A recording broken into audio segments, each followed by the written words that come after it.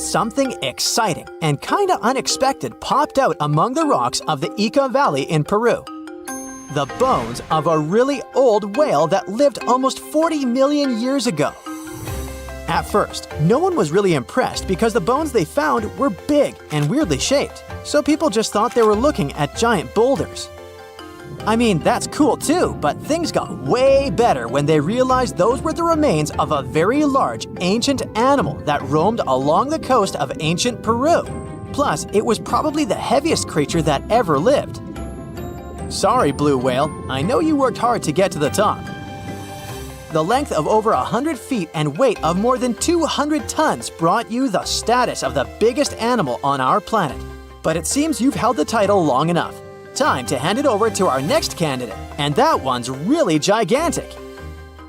This ocean beast was probably shorter than the blue whale, but heavier, with a weight that could be between 93 tons and 370 tons.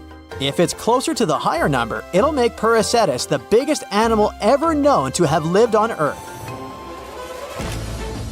And it seems its weight was the result of having extremely thick, dense bones. You can see such bones today in manatees or some other early whales. Dense bones are a great tool for such marine mammals. This feature makes them heavy and allows them to stay submerged most of the time. But at the same time, if their body was too heavy, they would end up sinking all the time, and they would waste too much energy to move back up to the surface. So, to avoid sinking, marine mammals need to have enough lighter tissues, like muscles and fat, to help them float in the water without using too much energy. Now, scientists didn't have the whole skeleton, which makes it hard to tell how big the animal was. But they used the ratio of the heavy bones to the lighter tissues in other marine mammals to estimate the overall weight of this giant ancient whale. Experts found these fossils about 13 years ago and spent the next decade freeing the whale from the rock. Its anatomy and age showed this whale was a cousin of Basilosaurus, a whale that had a long snout full of sharp teeth, and a sleek body similar to that of an eel. Even if Paracetus wasn't bigger than the blue whale, it was still a giant that ruled the ocean depths. Unlike modern whales, there's a possibility that this ancient fellow was a predator that liked to go after bigger prey. And this also changes how we see the history of whales. Scientists used to think these magnificent creatures became really big about 5 million years ago when they started eating lots of small creatures. But here's the proof that giant whales existed even before that. But it's still unclear how this whale managed to find enough food to sustain its enormous body. Plus, it's still hard to tell what exactly this ancient creature had on its menu. It was pretty large and not such a fast swimmer, so it's possible it searched for food in shallow waters. Then it probably ate crustaceans, clams, or some other small animals hiding in the sand. One theory says it was a scavenger, which basically means it munched on remains of everything that would come its way. It's not so unusual to find marine animals in deserts. Many of these regions used to be covered with water anyway. The Sahara in Africa is a perfect example. About 50 to 100 million years ago, this was not a dry desert, but a shallow saltwater body called the Trans-Saharan Seaway. The land is not wet there anymore, of course, but people who lived in that area knew about it because they used to find old shells across the desert. The sea was about 164 feet deep. That sounds enough for a nice swim. Some would say this area looked like modern Puerto Rico, with lots of sun and shallow water. Mangrove forests were a common thing as well as seafloors covered with mollusks, like snails and clams. The marine sediment that was left behind after the sea had dried up is full of different fossils. And the animal that lived in that ancient underwater world didn't look friendly. Plus, they were much bigger than their relatives from modern times, so a regular-sized human would end up as a snack, not even a whole meal. Normally, when animals live on small islands, they can become much bigger than their relatives from the mainland. This is something we call island gigantism, and it happens because there are more resources or fewer predators on islands. Maybe the same thing happened in the Trans-Saharan Seaway. Even though it wasn't an actual island, the water moved in and out, which created little pockets of water. And specific conditions in these pockets might have helped animals grow bigger. So we're talking about giant sea snakes, catfish, and fish that no longer exist today. One had incredibly strong jaws, and the animal used them to eat hard things and even crush shells. Their teeth showed they were fierce predators other animals had every reason to be afraid of. They went through some changes when it came to diet, similar to some types of piranhas. And the competition to get to the top of the food chain wasn't a joke. Not when there were also such large predators as sharks, crocodiles, and ancient relatives of elephants. Sahara went through different phases. If you could use a time machine and take a peek at Earth's largest hot desert as it was about 6,000 years ago, you wouldn't have to struggle with sand and heat. You'd have a nice walk through a green and pretty lush place. In the past, people who lived in that area didn't leave drawings on cave walls that showed camels, sand dunes, and scorpions. All those things you'd see in today's Sahara. Instead, they drew crocodiles. That's additional evidence that the Sahara used to have a lot of water and plants enough to support these big yet scary animals. Around 3 billion years ago, Earth might have been mostly covered with water. Today, it's about 71% of its surface, but it seems that our planet used to be a giant ocean world with no continents at all, just some scattered islands. Scientists studied special rocks in Western Australia that formed in a place deep under the ocean called a hydrothermal vent system. To explain this better, it's important to mention two common oxygen types, O16 and O18. O18 is heavier because it has extra neutrons. O16 evaporates from water more easily, and as researchers studied an old ocean floor, they found a lot of O18, more than in today's oceans.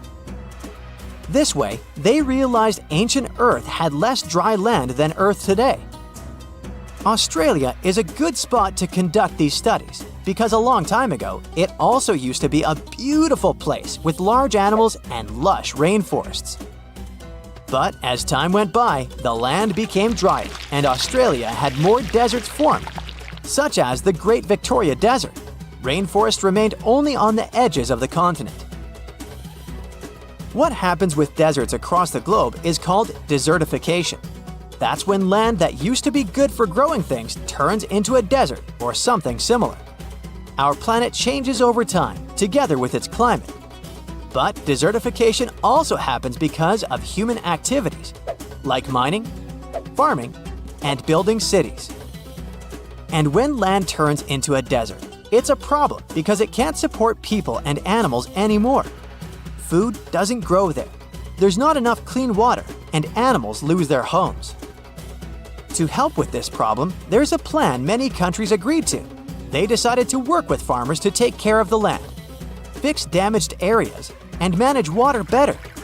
All in all, to make our planet a better place for life.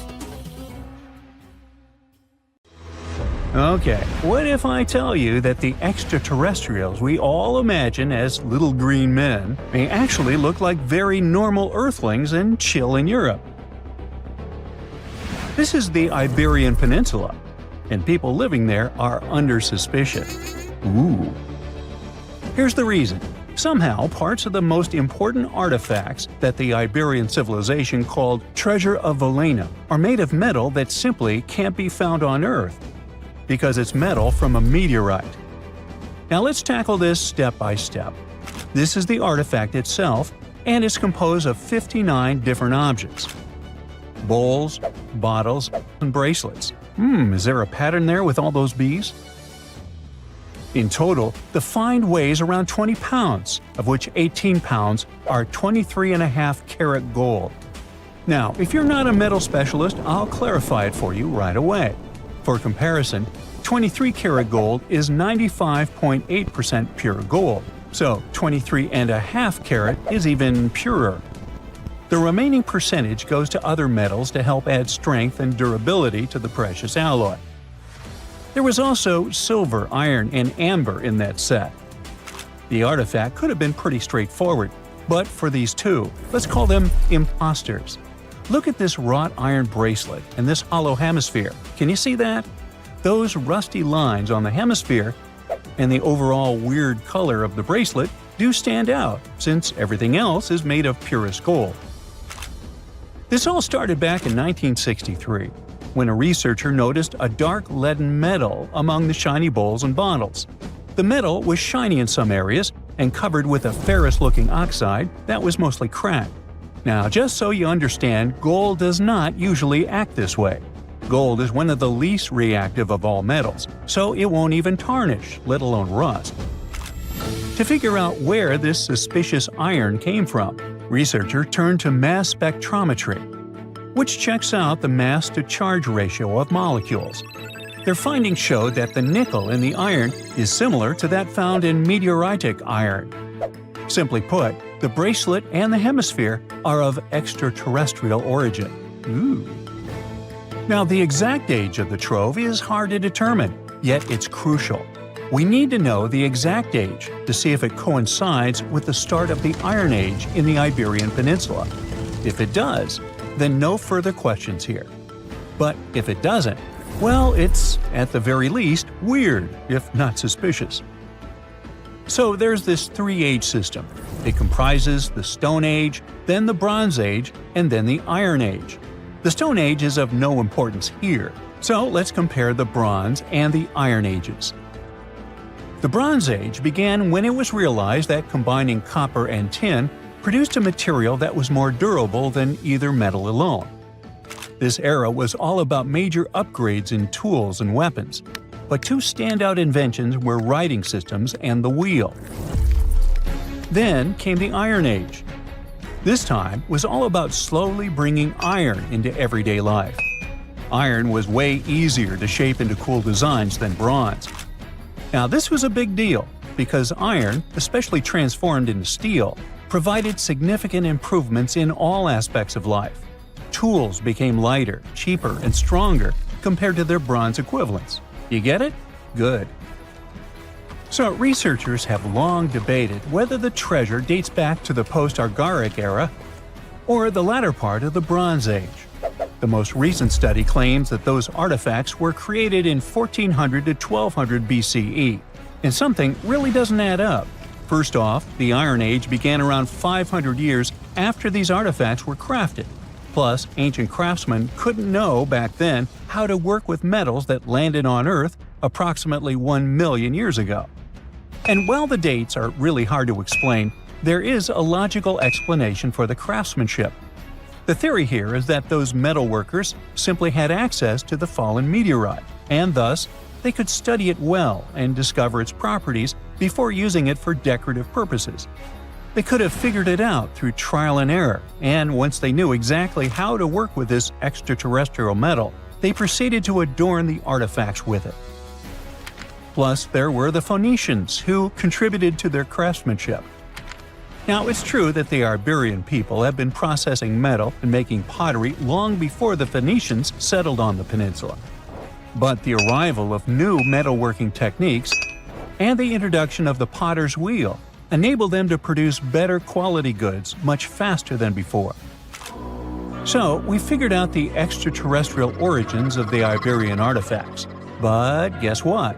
This area is still under suspicion.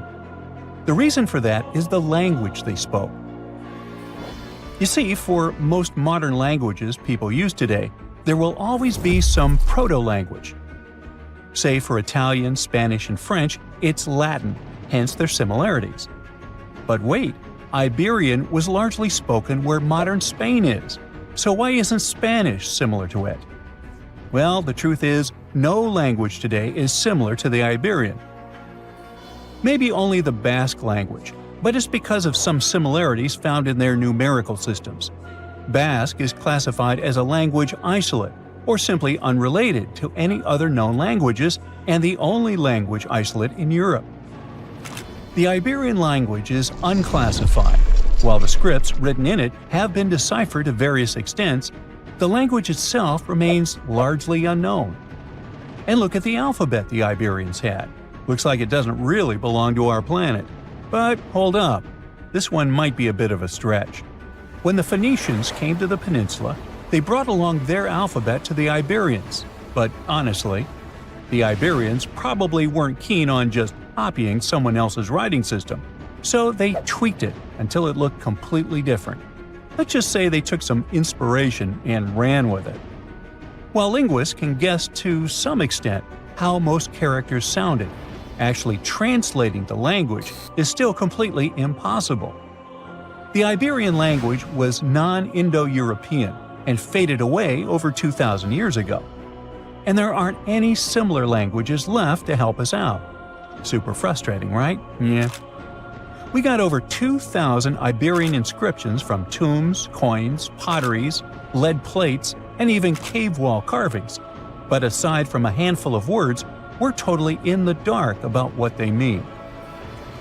Now, if we could understand their language, we might have learned that they were great thinkers and all, but we can only contemplate the works of art they left.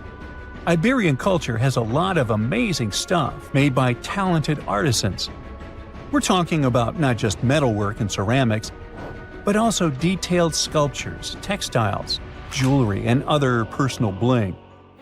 But here's the catch. Making all those luxury items depended a lot on a big farming class.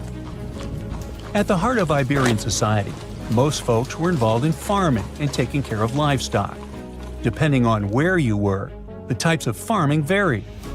For example, up in the north, they were all about growing grains, while down in Valencia, they focused on producing olive oil and other agricultural aspects. In the west, raising animals was the name of the game. Still, we don't have much information about the day-to-day lives of the many people doing this essential work.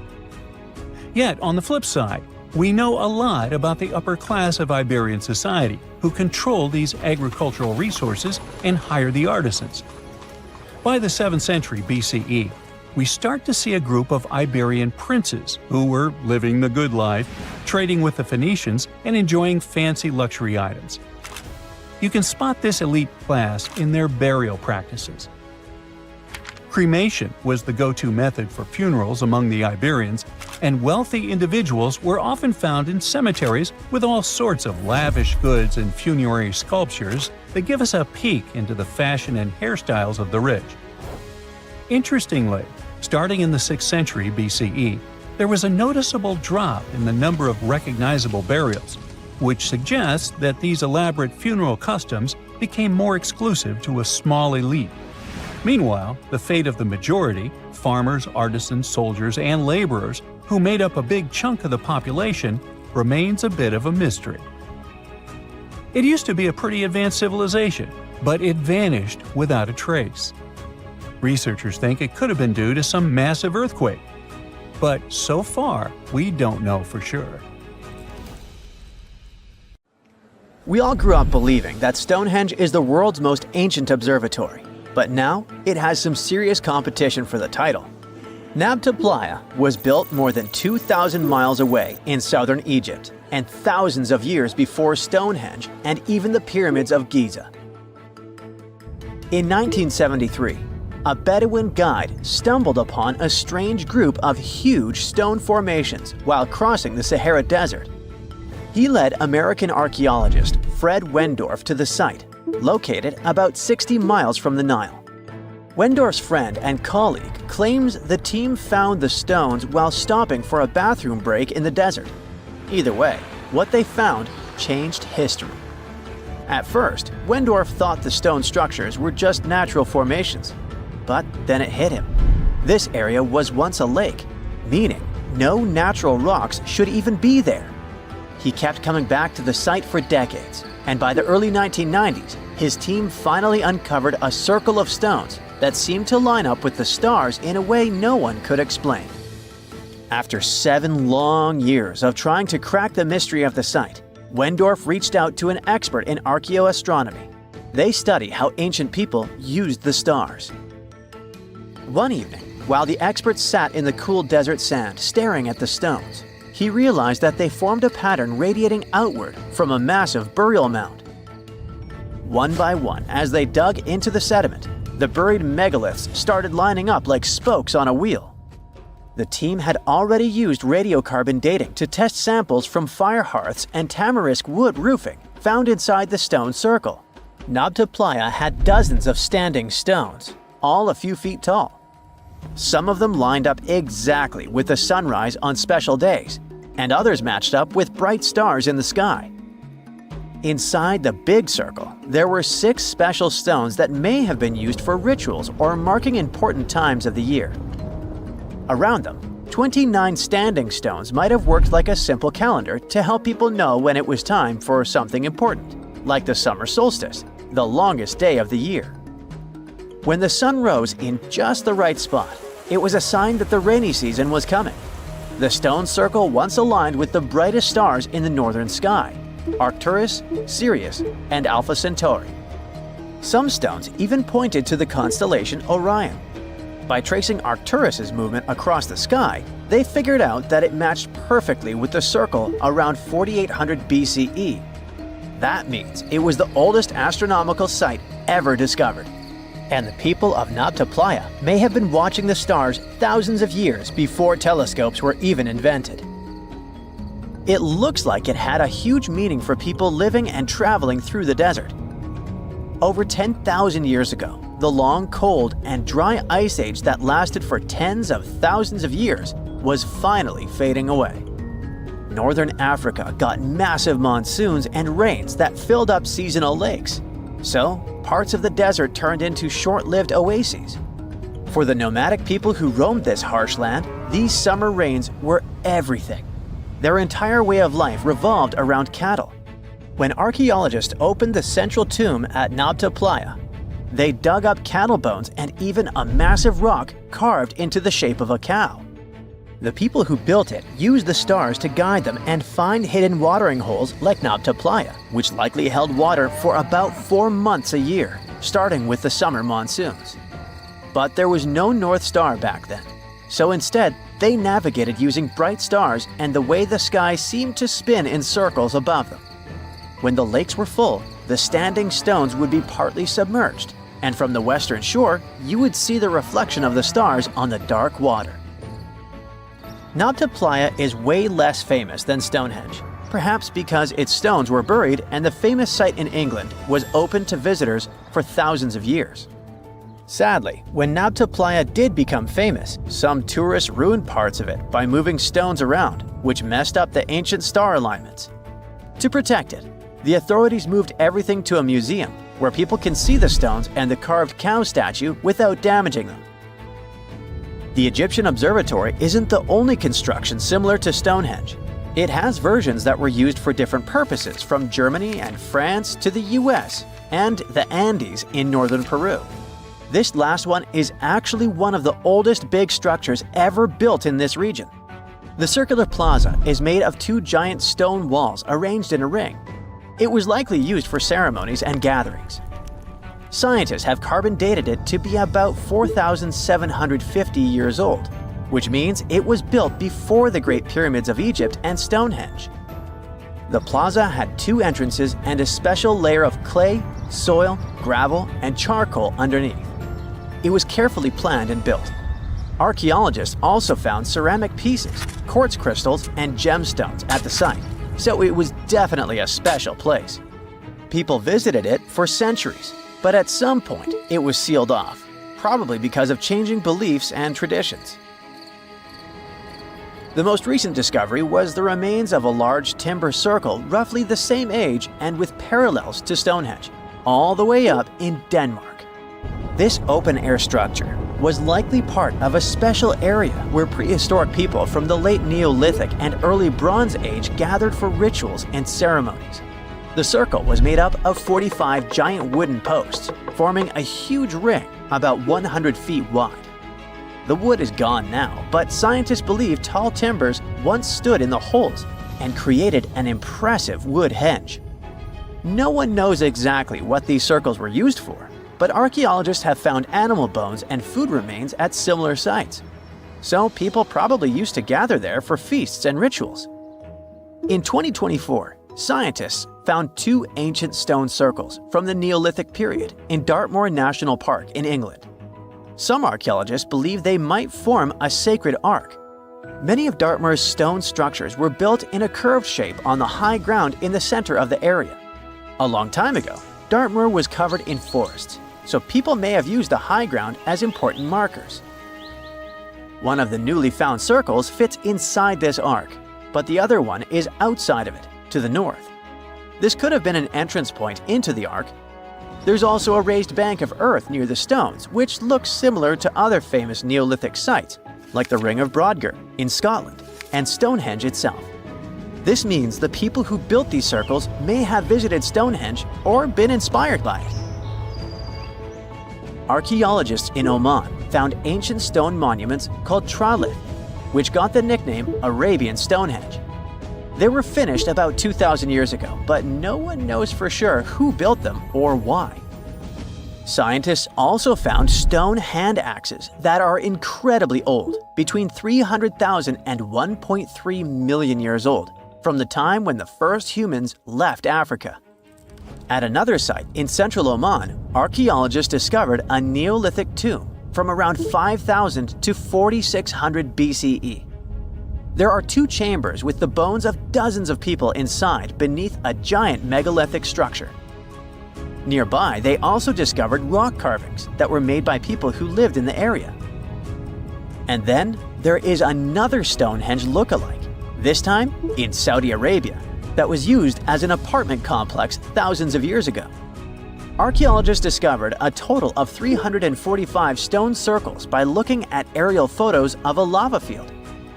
Each circle is between 13 to 26 feet and has at least one large standing stone in the middle. These structures still have remains of stone walls and doorways. Stone circles like Stonehenge are often linked to ceremonies and rituals, but scientists say that many early houses were actually built in round shapes, and rectangular homes only became common much later in history. Egyptologists have been digging around every inch of the Great Pyramid for ages, yet somehow they overlooked this stunning pink granite bathtub buried a few miles next to it. And here's the deal. This mysterious oval tube lying next to the Khufu pyramid for years may provide evidence that the Egyptians built the pyramids not only for monumental purposes, but also to generate electricity, experimenting with it long before Alessandro Volta and Thomas Edison. The Giza Plateau is famous for its three pyramids, Khufu, Khafre, and Menkaure. But there are also two smaller foundations next to them, the unfinished North Pyramid of Zayat el-Aryan and the Layer Pyramid. Some researchers say these buildings were never finished, while others think they were destroyed for more mysterious reasons. One of these reasons might have to do with the original usage of the Giza pyramids, the idea that they were used as an electricity generator. To connect these dots, we need to go back to the beginning of the 20th century. That's when an Italian architect and Egyptologist named Alessandro Barsanti decided to examine the Zayat el-Aryan pyramid. Near the site, he noticed something unusual: scattered granite fragments. To a casual passerby, these might have seemed insignificant, but Barsanti recognized the signs. You see, ancient Egyptians often used sites to prepare stones before transporting them to their final destinations. The fact that there was granite on the ground intrigued him. Granite was a more expensive material than the limestone typically used for pyramids, which suggested that it might have been intended for an important and possibly hidden structure. At a depth of 68 feet, they encountered a huge pink granite block. He kept going with the excavations, and they revealed ancient inscriptions carved into the stones. They sent the drawing to experts, but no one could decipher what they meant. Were they instruction sets to something? That's when Barsanti made his biggest discovery. He found an oval-shaped vat carved from pink granite and polished to a mirror-like finish. The thing is, the vat had been carefully sealed. When they opened it, they found a thin black residue along the walls. I'm thinking something in the lines of a black oily substance. This discovery raised many questions for him. It didn't make sense to him that ancient Egyptians would go above and beyond to seal and protect this strange vat. By 1911, Barsanti had to abandon his effort to figure out what was the deal with that mysterious pit. But his findings intrigued researchers all over the world, and they've got their own opinions about it. One of these modern theories suggests that the other pyramids could have been used as a part of a bigger whole. It suggests that the Khufu pyramid was actually used as a water pump designed to irrigate the desert area. Apparently, the pyramid's internal chambers would function as a hydraulic system. In the 1990s, an engineer took this theory seriously and studied the pyramid's subterranean chamber. Surprisingly, he found actual signs of water damage. Apparently, the pyramid generated powerful compression waves, aka pulses, that could create electricity. This raised an important question. Could the ancient Egyptians have used the pyramids as a generator in order to produce electricity? On paper, that was proven to be possible, but hey, agreeing on the original use of the pyramids is probably one of the most difficult things in the world. So, we're still not 100% sure about this. Apart from that, Egypt is a playground for important discoveries regarding humanity's past. I mean, scientists have just discovered what looks like a cosmic command center, similar to that room from the Doctor Strange movies. They discovered an L-shaped astronomical observatory, measuring around 9,000 square feet, dating back to the 6th century BCE. Definitely the first and largest of its kind from that era. The mud brick structure housed tools used for calculating dates related to ancient Egyptian rites, royal coronations, and agricultural plans. This observatory is located in the archaeological site known as the Temple of Futo, just 50 miles east of Alexandria. It's pretty impressive. The structure was designed so that you'd get inside the room through an east-facing entrance. This way, you'd get to see the sunrise. Once inside, you'd find a pretty huge shadow clock, used to tell time by tracking the movement of shadows inside the room. This variant of a sundial clock was nearly 16 feet long. That was quite an exciting discovery. Another interesting one was that scientists and Egyptologists have discovered the first ever pregnant mummy. Now, even if we know quite a lot about mummification processes, we keep making discoveries that open new doors into the lives of ancient Egyptians. It took so long for someone to find out this mummy was expecting at the time she was embalmed because she was placed in a male's coffin. More specifically, a male priest. Historians say that during the 19th century, a lot of traders mixed coffins up in order to sell them. Yes, that means they opened them and switched mummies to please their buyers. It was a complete surprise because they were hoping to study more about ancient health issues when they opened this coffin up.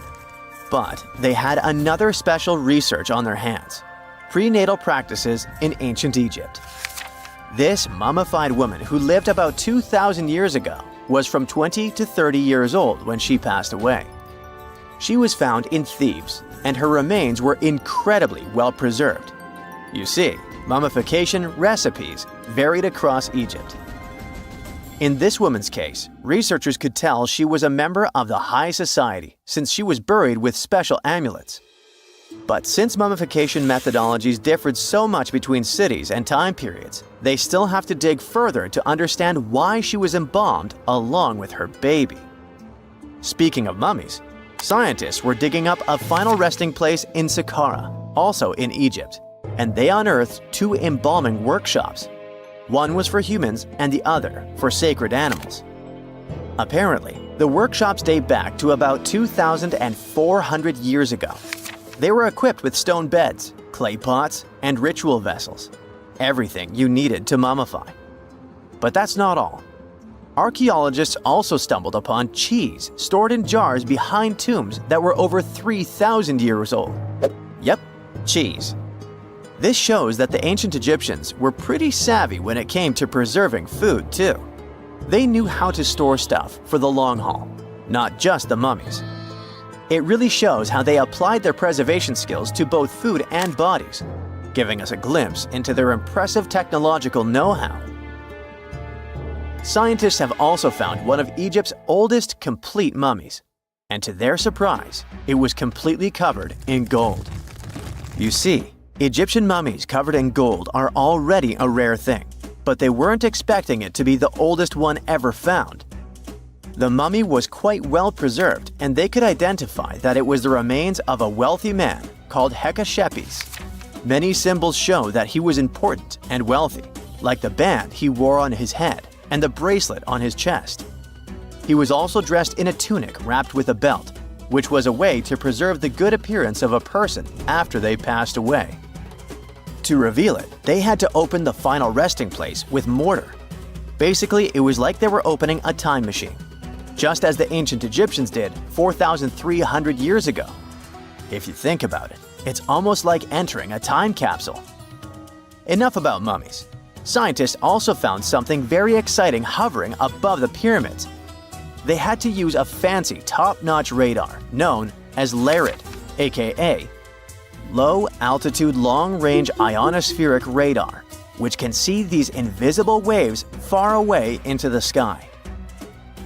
LARID helped them discover giant plasma bubbles floating in the air above the pyramids. These bubbles are called plasma bubbles, and they wreak havoc on modern technologies. I mean, they can disrupt GPS and phone signals for hundreds of kilometers in diameter from where they're located. These bubbles are massive, sometimes as big as cities, and they're caused by the sudden depletion of charged particles in the ionosphere. So, instead of spreading out evenly throughout the ionosphere, they stick together in this wave-like form. This was a pretty important discovery because it can help scientists understand how to prevent these waves from messing with our technology. In 1936, British Egyptologist Walter Bryan Emery found a small object in the desert that made people debate whether it was an elaborate stone model of a flying saucer or even a hyperdrive from a spaceship that belonged to some advanced civilization that visited the Earth. Emery spent years excavating sites along the Nile River Valley, especially in the huge ancient necropolis of Saqqara. He found countless treasures from ancient Egypt, and the most bizarre one was definitely from the tomb of a high official, Sabu. Historians don't know exactly who he was for sure. Some sources say he was a king's son. His burial at Saqqara means he was an important figure in the royal court. There are no records from this early period he lived in, so Sabu's role and fate are still a mystery. Inside his tomb, scientists found 7 funerary chambers, each filled with traditional grave goods: animal bones, flint tools, pottery, ivory objects, and stone bowls. And then there was a strange, broken artifact that became famous as the Disc of Sabu. It resembles a shallow, round-bottomed bowl, but with 3 delicately carved, curved lobes spaced roughly 120 degrees apart around its perimeter. These lobes are separated by 3 holes, and at the center, there's a thin tube. The material used to build the disc is meta-siltstone, or schist. This type of rock is fragile, highly porous, and super difficult to carve. It flakes easily and crumbles under pressure. So how they made the disc out of it with rather simple stone and copper tools from 3000 BCE is still a mystery. The next big question is why they decided to bury Sabu with it. Perhaps if we knew its true purpose, it would make more sense. When it was first discovered, archaeologists thought it was nothing more than a vase, an incense burner, or a ceremonial decoration. But those who took a closer look from the point of view of an engineer decided it could actually be a component of a larger mechanism. An amateur historian made an exact copy of the artifact with a 3D printer, and it turned out that the disc of Sabu was an ancient impeller, a crucial part of a centrifugal pump. When they put it in a housing and span at high speeds using the small central shaft, the disc was able to displace water. When it was tested without a housing, the disc created a powerful vortex. It became clear that the curved lobes and slightly concave shape of the disc weren't random. It was probably all engineered to move water with remarkable efficiency, like a powerful pump mechanism. Ancient Egypt's entire civilization depended on irrigation. Later dynasties perfected basin irrigation and managed to control the rise and fall of the Nile to take the most from agriculture. So, the engineers of the first dynasty may have been experimenting with advanced irrigation techniques thousands of years earlier than scientists previously thought. But then again, some people have doubts schist is strong enough to be used for a pumping mechanism. They suggest that artisans from Egypt's first dynasty were trying to recreate an even older object, using whatever tools and materials they had. It could be a stone replica of something originally made from metal, possibly belonging to a civilization far older and more advanced than ancient Egypt itself. One Swiss author takes this idea even further and proposes that the disc is a copy of a component from an extraterrestrial spaceship's hyperdrive, or stone model of a flying saucer. One French researcher believes the disc of Sabu was part of a secret massive factory system to manufacture sodium carbonate inside pyramids. Some people suggest that the disc may have been a primitive tool for weaving ropes. The lobes held strands of silk or fiber that were twisted into twine when it was spun. Or it may have been a gigantic lamp. Another historical mystery is a map from 1513 that is believed to be the oldest surviving detailed map showing the Americas. The author of the map is a Turkish captain, Piri Reis. He never crossed the ocean himself and put together this map from 20 regional maps. He used an Arab map of India, 4 Portuguese maps showing India and China, and a map of America by Christopher Columbus as he saw it. This last map was lost for many years, so Reis's map gave us an idea of what Columbus must have recorded during his third voyage to the New World. A historian who studied the map suggested that it showed Antarctica in prehistoric times because it strangely resembled Antarctica's true coastline, the way it looked when it was free of ice. But it was later proven that this idea wasn't right. Another idea that rocked the science world was Klerksdorp spheres. They were found in deposits of mineral pyrophyllite in South Africa and looked like tiny ancient cricket balls with lines around the middle. Back in the 1980s, there was a theory that some super advanced pre-flood civilization we know nothing about had made these spheres. One journalist shared stories about how they rotated on their own in a display case. There was also a TV show that invited a psychic who was telling everyone the spheres were pieces of an ancient spaceship. But according to geologists, these spheres are pretty regular spherical objects formed from different minerals than the surrounding rock. The seam-like lines on them are just imprints from the host rock's layers building up over time.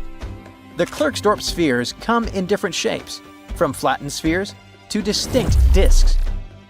As for that episode when one of these spheres spun on its own, the curator of the Klerksdorp Museum cleared that up too. He said that when he put one sphere on its glass shelf when the journalist came to visit, the sphere rotated a bit because it's round. There are some gold mining activities going on nearby, so the land where the museum stands often experiences earth tremors. In a remote part of China, there are some bizarre pipe-like formations known as the Beigon Pipes. A local explorer found them back in 1996 protruding from Mount Beigon and along the shores of Tosan Lake nearby. Some people thought they were the work of ancient guests from other planets. When scientists tested samples of the pipe material, they found out that they contained mostly common minerals, but there was a mysterious 8% of unknown stuff. Some extra tests showed that these pipes had been there before humans. Chinese geologists later visited the site and suggested that these pipes were formed naturally over time. It was probably fossilized tree roots from the area's super green past. It's still a real mystery with no clear-cut answer. While digging a trench along a river in Romania, workers found a wedge, which is now famous as the aluminum wedge of Ajud, or the object of Ajud. Right next to it, there were some mastodon bones. Those distant relatives of elephants lived 11,000 years ago. So some people concluded the wedge is of the same age. The cool part is that it's made of aluminum, but this metal wasn't discovered until the 1800s.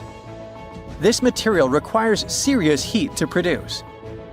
The wedge is said to be covered in a thick layer of oxide that's been sitting there for hundreds of years. Some folks believe this wedge must have crash-landed here on a spacecraft from some other planet. Some scientists think it's all a hoax, and others suppose it might be a human-made object with an unknown purpose. Unlike many other ancient Egyptian burial grounds, King Tutankhamun's tomb stayed hidden and free of unwanted thieves for 3,000 years. One reason was that the tomb was smaller than average and tucked away in a place called the Valley of the Kings. This area was already being extensively explored by the time they stumbled upon Tut's spot. The entrance was all covered in debris from building a nearby tomb, which must have also helped keep it a secret. There were also zero writings or signs on the outside of the tomb. Time passing also played a part in keeping it in amazing shape until the 1920s, when a man named Howard Carter finally made it in. But was Carter that big of a hero? Some recent findings say he might have been sneakier than initially thought. People used to think Carter wasn't just a glorified treasure hunter, he was a true archaeologist. Before Tut, he had been on a relentless quest for Egyptian artifacts. He discovered his interest in these unusual objects when he was a child, and soon started drawing the sculptures and inscriptions that were found in ancient tombs. After stumbling upon the remains of King Tut, Carter spent a decade recording and processing all sorts of objects, like golden thrones, chariots, and statues from Tut's tomb, shipping them down the Nile to Egypt's museum in Cairo. Well, at least that was the official story. More recent discoveries claim that not all of the objects made it to Egyptian officials. A secret letter seems to uncover Carter's little 10 for them, 1 for me policy. The letter in question was sent to Sir Alan Gardiner, a philologist and friend of Carter's, dated from 1922. In these writings, Carter mentioned having found the tomb and was asking his buddy for some advice. In another letter from 1934, Gardiner seems to be thanking Carter for an amulet, which was sent to him as a thank you gift. Carter was adamant that it didn't come from Tut's tomb, but evidently it did. Even the British director of the Egyptian Museum was onto Carter's sneaky endeavors, but couldn't prove it. He compared Gardiner's amulet to others from Tut's tomb, and lo and behold, they were a perfect match. Gardiner was so disappointed to have been put in such a sticky situation that he vented to Carter in another letter. Deciding to be a good friend, Gardiner didn't throw the famous archaeologist under the bus. Instead, he advised Carter to take those stolen goods back to Cairo, just like he'd advise you to like this video and subscribe to the Brightside channel for more amazing videos on the most unique topics in history. It's not the only shady piece of information on Carter's post-discovery behavior. In 1947, a man named Alfred Lucas, who used to work with a controversial archaeologist, gave some information in an obscure journal in Cairo. He claimed that Carter sneakily cracked open the burial chamber door himself. Then he sealed it back up like nothing had happened before the official uncovering. Now, why would he do that? Well, the same theory suggests that Carter and his crew might have entered the tomb early so they could get their hands on some ancient goodies. Obviously, these people couldn't risk having such objects sold while they were still alive, but made sure they were auctioned off after they passed. Carter, though, never confessed to anything. He made no official denial either, but the Egyptian government couldn't risk any more mysterious disappearances, so they prohibited him from entering the tomb for a while. Some have connected this apparent stealing to the curse of King Tut. If you've never heard of it, know that it became quite the scary tale soon after King Tutankhamun's resting place was uncovered. It claimed that anyone messing with the tomb of the boy pharaoh would face some serious bad luck. It's not all dramatic like a mummy going on an aggressive spree, but word got out that the people involved in disturbing King Tut's lair met some mysterious, untimely ends. The main untimely passing related to this supposed curse is that of George Herbert, the 5th Earl of Carnarvon. He was this British aristocrat who helped fund the search for the tomb. He passed away just a year after the tomb was opened. Now, people love to call it mysterious, but it turns out that Herbert was already in pretty bad shape health-wise when he got to Cairo, and he ended up getting taken down by a regular disease. Now, let's talk numbers. There were a lot of people linked to this tomb opening: security guards, archaeologists, and supporting staff. And sure, a few of them did pass not long after the tomb started receiving visitors. As much as we'd like this curse to be true for the sake of, good storytelling, statistically, if you have a bunch of people connected to opening a tomb, you'd expect some passings just by random chance. The average lifespan for those supposedly targeted by the ancient curse was more than 20 years after the spell was supposed to kick in. Herbert's daughter even lived until the 1980s, that's half a century later. And Howard Carter himself lived until 1935, a solid 16 years after the big reveal. Some have suggested that the whole curse was nothing more than a careful PR strategy. You see, when Tut's tomb was found, Howard Carter wanted to make a priority out of keeping nosy reporters away. So he might have come up with a curse hanging over anyone entering the boy king's resting place. But what was stolen from King Tut's tomb anyway? Well, some jewelry to begin with. It might have been snatched by Howard Carter himself, according to a French specialist. He did some intensive research by looking at old pictures taken from inside the tomb back in the 1920s. He compared those images to various objects from museums and auction houses. He soon started to piece together the whereabouts of some of Tut's jewelry. First up, there's this collar that used to be on Tut's chest. It was all broken into pieces, and some parts went via Carter to the Nelson Atkins Museum in Missouri. Meanwhile, other bits ended up on a necklace owned by some unnamed people who tried to sell it in 2015 but failed. Even the Nelson Atkins Museum agrees, as they've confirmed the information on their website. Then there's a headdress piece. Some beads from it that once belonged to Tut apparently got stolen by Carter too. They were also strung into a necklace and are now being held at the St. Louis Art Museum. Another fancy collar made out of glazed ceramic magic spent some time at the Met, far away in New York. Thankfully, it was sent back to Egypt a bit over a decade ago. This seems to have been, as you'd expect by now, also stolen by Carter. Missing artifacts aside, King Tut still gave a ton of amazing objects that helped us learn more about this incredible ancient culture. Starting with the famous burial mask. It's this massive 21-inch gold art piece with semi-precious stones and glass paste. It weighs 22 pounds and showcases the boy pharaoh with a long beard and a headdress with a cobra and vulture. On the back, there's this spell from an important ancient Egyptian spiritual book that's supposed to make sure it works just as well in the afterlife.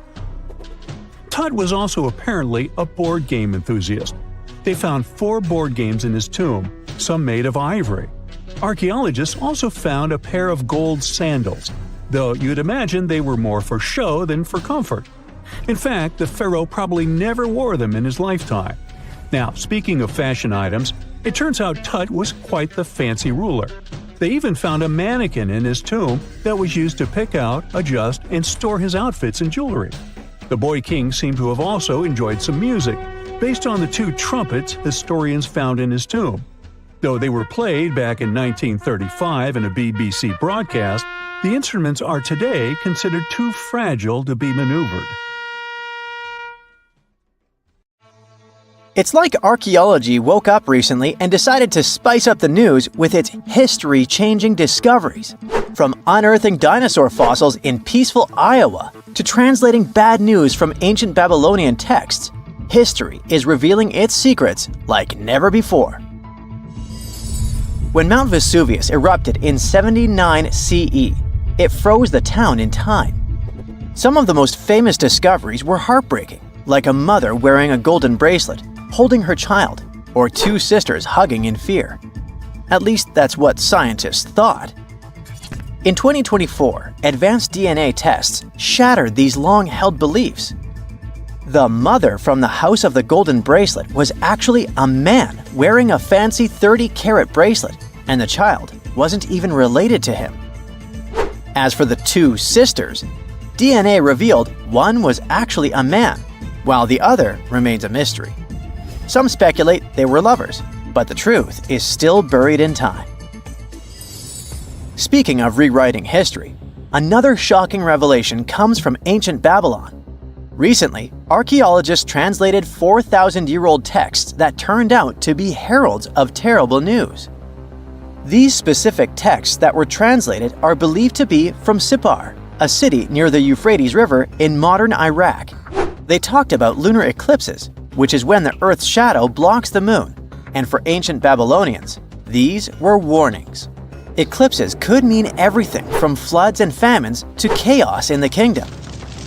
But here's the interesting twist. Babylonians also came up with clever ways to cancel these bad omens, like calling in priests to perform rituals, or consulting oracles for advice.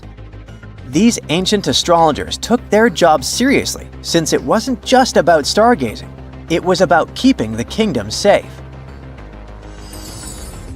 Augustus was the first Roman emperor, so we can say he was a big deal. Archaeologists have already found ruins of the villas where he partied, but now they think they've found his final resting place. In a place near Naples, they found an old structure buried under a villa. They found the equivalent of a modern heating system, something that was probably used to draw warm baths. They also found shelves filled with ancient jars, suggesting the site later became a temple. They're still not sure this was Augustus's last home, but if confirmed, this would be a big deal for world history. While ancient Rome is surprising us, the famous Nazca lines in Peru are also revealing hidden details.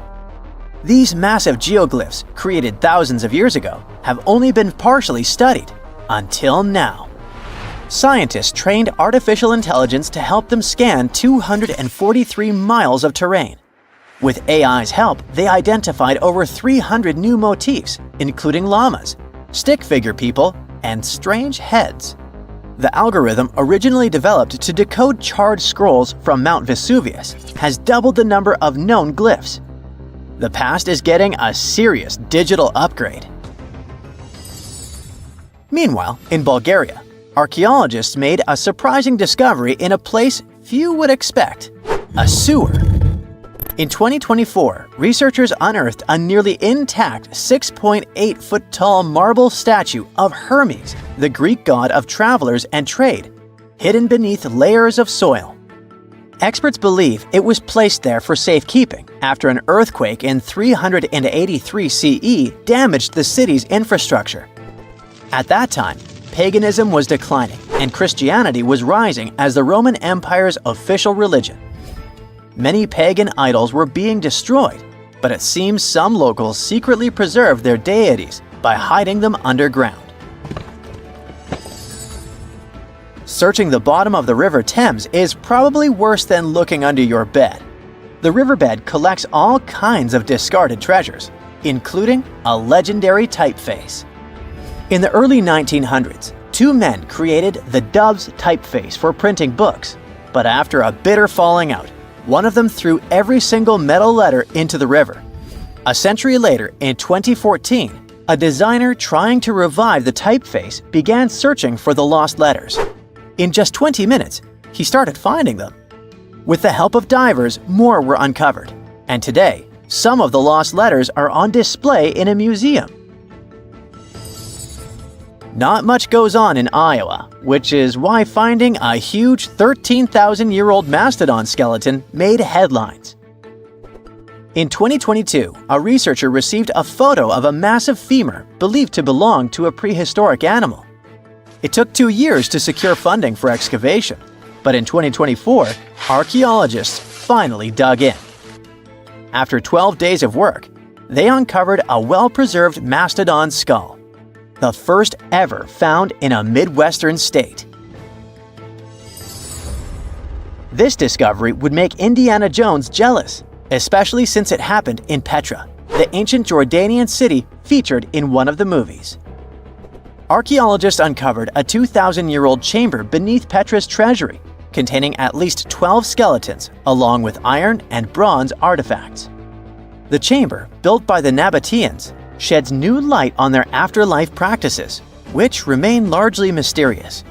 One of the most intriguing finds was a ceramic chalice clutched by one of the skeletons.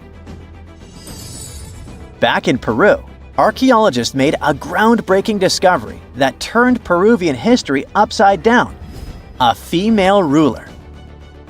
At the 1,600-year-old site of Pañamarca, scientists uncovered a throne room decorated with colorful murals. These murals depict women spinning and weaving, men carrying a crown, and even a crowned woman speaking to a birdman. The discovery suggests that Moche women weren't just spiritual leaders, but rather had real political power too. Tiny houses are mainly a modern thing, but archaeologists think they found one in ancient Pompei. Unlike traditional Roman homes, which had grand atriums for entertaining guests, this house had none. But what it lacked in size, it made up for in artistry. Inside, scientists found a painted altar decorated with birds of prey, sparrows, snakes, and plants. The altar held ceremonial items like a lamp and an incense burner, still holding traces of fragrant herbs. In 2021, researchers scanning the Baltic Sea found a massive stone wall hidden beneath the waves. The Blinker Wall, stretching over 1.5 miles, could be Europe's oldest man-made structure.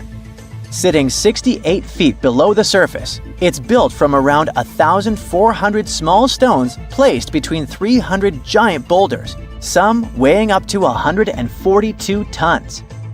Dating back over 10,000 years, the Blinker Wall predates Stonehenge and France's Karnak stones, meaning it was likely built when the area was dry land.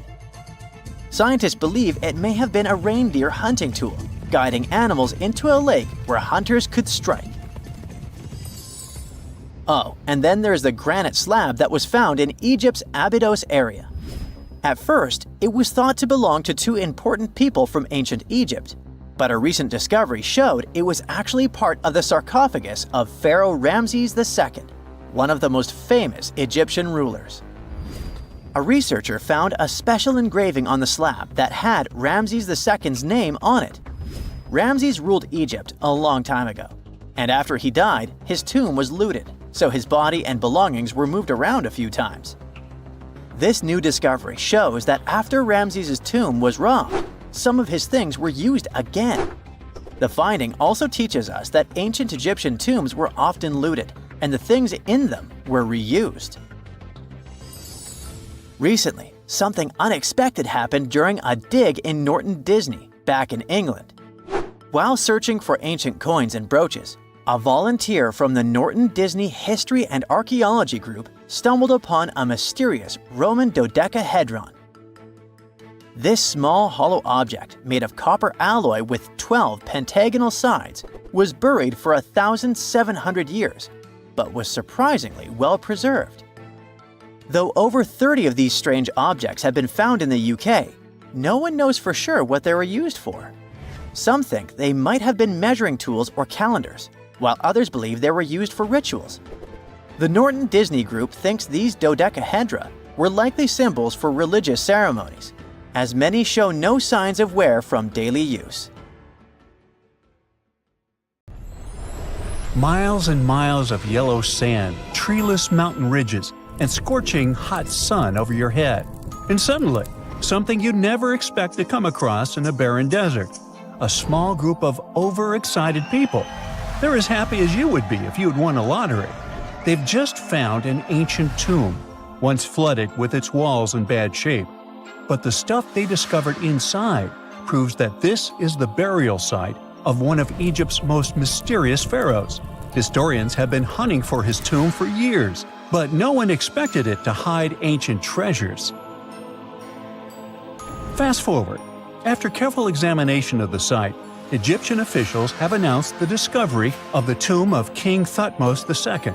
It's the last missing tomb from Egypt's 18th dynasty, and this is also the first royal tomb found since King Tutankhamun's was discovered in 1922, in more than 100 years. A team of Egyptian and British archaeologists found the tomb in the Theban Mountains area, west of Luxor, near the famous Valley of the Kings. Before this, the site was only known as Tomb C4, but during their excavation, the team found clear evidence proving it belonged to King Thutmose II. Archaeologists actually found the entrance and main tunnel leading to the tomb in 2022. But at first, they thought it belonged to a queen because it was near the graves of Thutmose III's wives. It was also close to Queen Hatshepsut's tomb. Originally, it was prepared for her when she was just a royal wife, but everything changed when she became pharaoh. But we'll talk about this twist of fate a little later. But soon they realized that their discovery was much more significant. They found alabaster jars with Thutmose II's name and the words "deceased king" written on them. That's when they realized that the tomb was actually his final resting place. Sadly, Thutmose II's tomb has seen better days. According to the head of Egypt's antiquities sector and the leader of the Egyptian excavation team, the tomb suffered major damage from ancient floods not long after the pharaoh's death. Water swept through the burial chamber, likely destroying or displacing many of the original artifacts. Much of what had been once inside the tomb was moved elsewhere in an attempt to salvage it. The researchers found out that the tomb had a basic design, with an entrance, a sloping main corridor, and a burial chamber. The corridor was coated in white plaster and rose about 4.5 feet above the floor of the burial chamber. A large staircase and a very large descending corridor of the tomb indicated its grandeur. It took the team a long time to navigate through, though, as the tomb was blocked by flood debris and collapsed ceilings. Only after crawling through a 32-foot passageway with a small 16-inch gap at the top, the worst nightmare for those of us with claustrophobia, were they able to reach the burial chamber. There, they were in for another surprise. They cleared the debris, expecting to find the crushed remains of a burial beneath. But the tomb turned out to be completely empty, and it was not due to robbery. It had been deliberately emptied. The researchers soon realized that the tomb had been flooded since it had been built underneath a waterfall. It happened just a few years after the king's burial, so the contents of the tomb were moved to another location. That's why there was a second corridor in the tomb. It was most likely made to help remove King Thutmose II's body from his flooded tomb. Despite the damage, the excavation team made some really exciting discoveries. They found traces of mortar decorated with blue inscriptions, yellow stars, and fragments from the Book of Amduat, one of the most significant funerary texts in ancient Egypt. The book was meant to guide the deceased through the underworld, ensuring a safe journey to the afterlife. Now, how about we sneak a peek at ancient Egypt's 18th dynasty? It was all about conquering lands, expanding the empire, and building jaw-dropping monuments. Some of the biggest names from that era, Thutmose I and Thutmose III, both legendary warrior kings who left their mark in history. Thutmose I was a fierce fighter who led major military campaigns, pushing Egypt's border further south than ever before, all the way to the fourth cataract of the Nile. His victories gave Egypt access to new trade routes, stronger political ties, and more wealth. His conquests were so significant that they were recorded in the tombs of his top officials. Thutmose III, sometimes called Thutmose the Great, took things even further. He was not only an incredible military strategist, but also the commander of Pharaoh Hatshepsut's armies before becoming king himself. He led between 17 and 20 military campaigns, winning every single one and expanding Egypt's empire to its peak. He even created the world's first navy. Thutmose III is often remembered as Egypt's greatest warrior pharaoh. And sandwiched between these two powerhouses was Thutmose II, a pharaoh who doesn't get nearly as much attention. Hey, the middle child, right? His reign lasted only about 5 years before he passed away at around age 30 in 1479 BCE. He is kind of a mystery. No one really knows what he accomplished. For the longest time, even the location of his burial site was totally unknown. His body was actually found in the 19th century. It was just lying around in the mortuary temple of Deir el-Bahari, in a secret chamber where priests used to hide royal mummies centuries after their original tombs were looted by grave robbers. In other words, Thutmose II's body must have been moved from his original resting place at some point in history to protect it. During his lifetime, Thutmose II made at least one major impact on Egyptian history. He married his half-sister Hatshepsut. That might not sound like a big deal, but it helped her become Egypt's greatest female pharaoh after he passed. The catch? She kept her stepson, Thutmose III, off the throne for decades. When he finally took power, he erased her name from history out of spite. And still, Hatshepsut is one of Egypt's greatest pharaohs, no matter if you're talking about a man or a woman. She brought a lot of wealth and art to Egypt. She led a big trading trip to a place called Punt, where she brought back things like gold, ebony, and incense. She also made sure her name lasted by building amazing structures that we can still see today. At Karnak, she added huge obelisks. One of them is still standing tall. She also was the one to build the Temple of Deir el-Bahari with its countless columns. She was buried there. Interestingly, Hatshepsut was often shown in art as a man, with muscles and a beard, like how pharaohs were usually depicted. But she made sure there was always something in the artwork that reminded people she was a woman, like calling herself Daughter of Re, or His Majesty herself.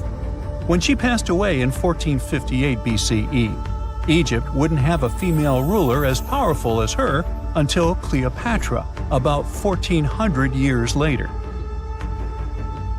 According to Egypt's Supreme Council of Antiquities Secretary General, isn't that a mouthful? Hatshepsut's name actually appears in Thutmose II's tomb, meaning she might have even handled his burial. As for their final resting places, well, Hatshepsut was buried in the Valley of the Kings, and Thutmose II's mummy is now in the National Museum of Egyptian Civilization, alongside other ancient Egyptian rulers. It gives visitors a rare chance to see the remains of a nearly forgotten pharaoh. Now, experts consider the discovery of his tomb to be one of the most significant in recent years. The artifacts found there add important details to our understanding of the history of the region and Thutmose II's rule. And even though the tomb's design is fairly simple and follows the same architectural style preferred by later Egyptian rulers, its historical importance is undeniable. In any case, the mission isn't over yet. Archaeologists are now focusing on solving another mystery. Where did the rest of the tomb's contents end up? The team is determined to continue their search. Who knows what other secrets they will uncover that have remained hidden beneath the sands for thousands of years. Hey, you've heard of Stonehenge? Of course you have. Big rocks mysteriously mounted in circles on a plain in England by, somebody. But what if England's Stonehenge is only a replica of another monument, and its builders just crossed the Atlantic and copied what someone had already done elsewhere? Well, it turns out researchers found another Stonehenge underneath the waters of Lake Michigan. This lake is a hotspot for woo-woo unexplained things. A bunch of disappearances, plane crashes, and now this, an ancient underwater monument that looks strangely enough like Stonehenge. We couldn't help ourselves and needed to dive deep into this story. A ring of massive stones, arranged in a way that felt all too familiar. They saw two circles, an outer one and an inner one, sitting 40 feet below the surface. But this wasn't just a random pile of rocks. These stones had been placed there, purposefully, by human hands. And by doing some further research, they discovered that they were staring at a structure that's over 9,000 years old. Think about it. This Stonehenge beneath Lake Michigan predates the pyramids. It predates Stonehenge itself by about 4,000 years. All of this information was enough to startle scientists at Northwestern Michigan University. But that was before they found this out. One of the stones had a carving, a faint but clear petroglyph of a mastodon. Mastodons kind of look like the ancestors to our modern-day elephants, but they have been extinct on planet Earth since 10,000 years ago. So, whoever built this underwater Stonehenge needed to be alive at the same time these creatures roamed our planet. This discovery raised many questions among scientists. I mean, why on earth would they go through all this trouble to lay rocks at the bottom of a lake? Well, first things first. Scientists believe that Lake Michigan had much less water back then than it does now. Second, it could have something to do with ancestral practices of First Nation people. There's one theory from a professor of the University of Michigan. He suggested that the stones formed a kind of prehistoric hunting trap. He believes that early hunters used the circular formation as a drive lane to herd large animals like the mastodons from the rock carvings we were just talking about. Once they got these huge animals into a tighter circle, they could be more easily hunted. But not everyone's convinced by this theory. Some believe the circle probably had a deeper spiritual purpose.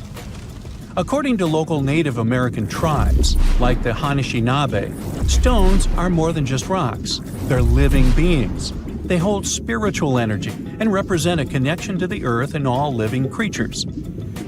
An elder from the Anishinaabe community even suggested that these stones are sacred, placed there by their ancestors to honor the land and its creatures. Scientists are trying to study the stone formation in depth, like about 40 feet. But that's the problem, actually. The fact that it's underwater makes it super difficult, since they don't have the best technology. Traditional archaeological tools don't work as well when everything is submerged, but promising new technologies like stereophotogrammetry, which literally means making 3D models of a site, are helping scientists study the stone circle more closely. Still, research is slow and expensive, so it's hard to know when this mystery will come to a close. As we said, Lake Michigan is a hot spot for unexplained phenomena.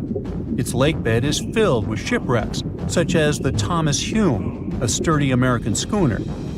It also collects debris from airplanes that have suddenly gone missing while flying the area, such as Northwest Airlines Flight 2501 that disappeared in the 1950s. Some people even call the area the Lake Michigan Triangle, suggesting paranormal activities like what happens in the Bermuda Triangle might be going on. The lake spans over 22,000 square miles, which means it's almost two-thirds the size of the country of Ireland. In 2024, scientists were able to access another one of Lake Michigan's mysteries, the wreck of the Margaret A. Muir schooner. This 130-foot-long sailing ship sank over 130 years ago. The discovery was announced just recently by the Wisconsin Underwater Archaeological Association, the WUAA, whose team found the shipwreck sitting 50 feet below the surface just off the shores of Algoma, Wisconsin.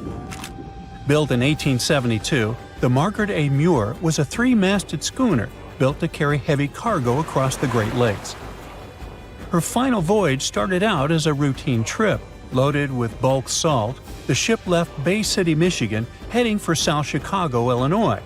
But on September 30th, 1893, things took a bad turn. Just as the Muir approached the town of Annapolis, now known as Algoma, a sudden storm hit. The ship began taking on water fast. The captain of the boat ordered his crew to abandon ship, and thankfully, they all made it to shore safely. For more than a century, the wreck sat undisturbed on the lakebed, its location a mystery. But thanks to a combination of historical research and high-resolution sonar, WUAA searchers finally found her in May of last year. The wreck is remarkably well preserved, with parts of the deck and gear still visible. Well, just a few lakes over to the left, researchers uncovered another impressive thing. At the bottom of Lake Mendota, near Madison, Wisconsin, researchers found 11 ancient canoes. They believe the oldest of the canoes dates all the way back to 2500 BCE. Now, if you don't get why that's important, it's because you're thinking with today's head. If in a classic Midwest highway you see a bunch of pickups, then back in the ancient days you see only canoes. They were the main mode of transportation for indigenous cultures. They were used to fish in deep waters, trade goods, and travel long distances. The reason why scientists were so excited with its discovery is because they had never found any proof of what canoes were being used for in this region back then. And to understand the local cultures that inhabited the area during this time period, they needed to have some information on that. This exciting discovery was announced by the Wisconsin Historical Society in May 2024. The first canoe, which they believe is around 1,200 years old, was pulled from the lake in 2021.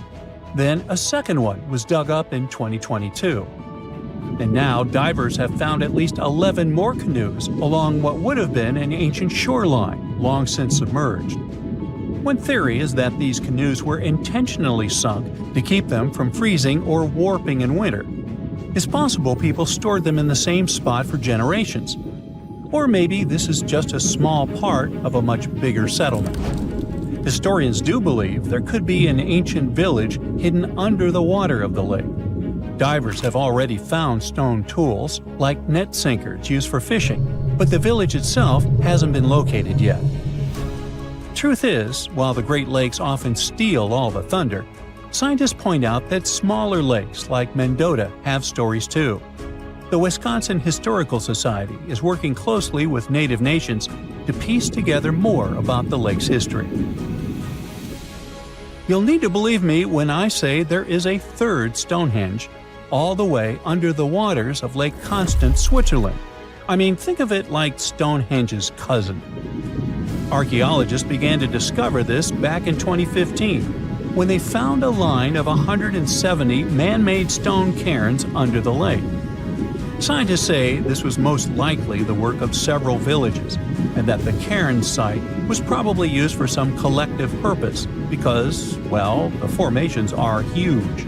Some of them are several dozen feet wide, and they can build up to 6 feet. The most amazing discovery so far is that the site dates back to around 5,500 years ago.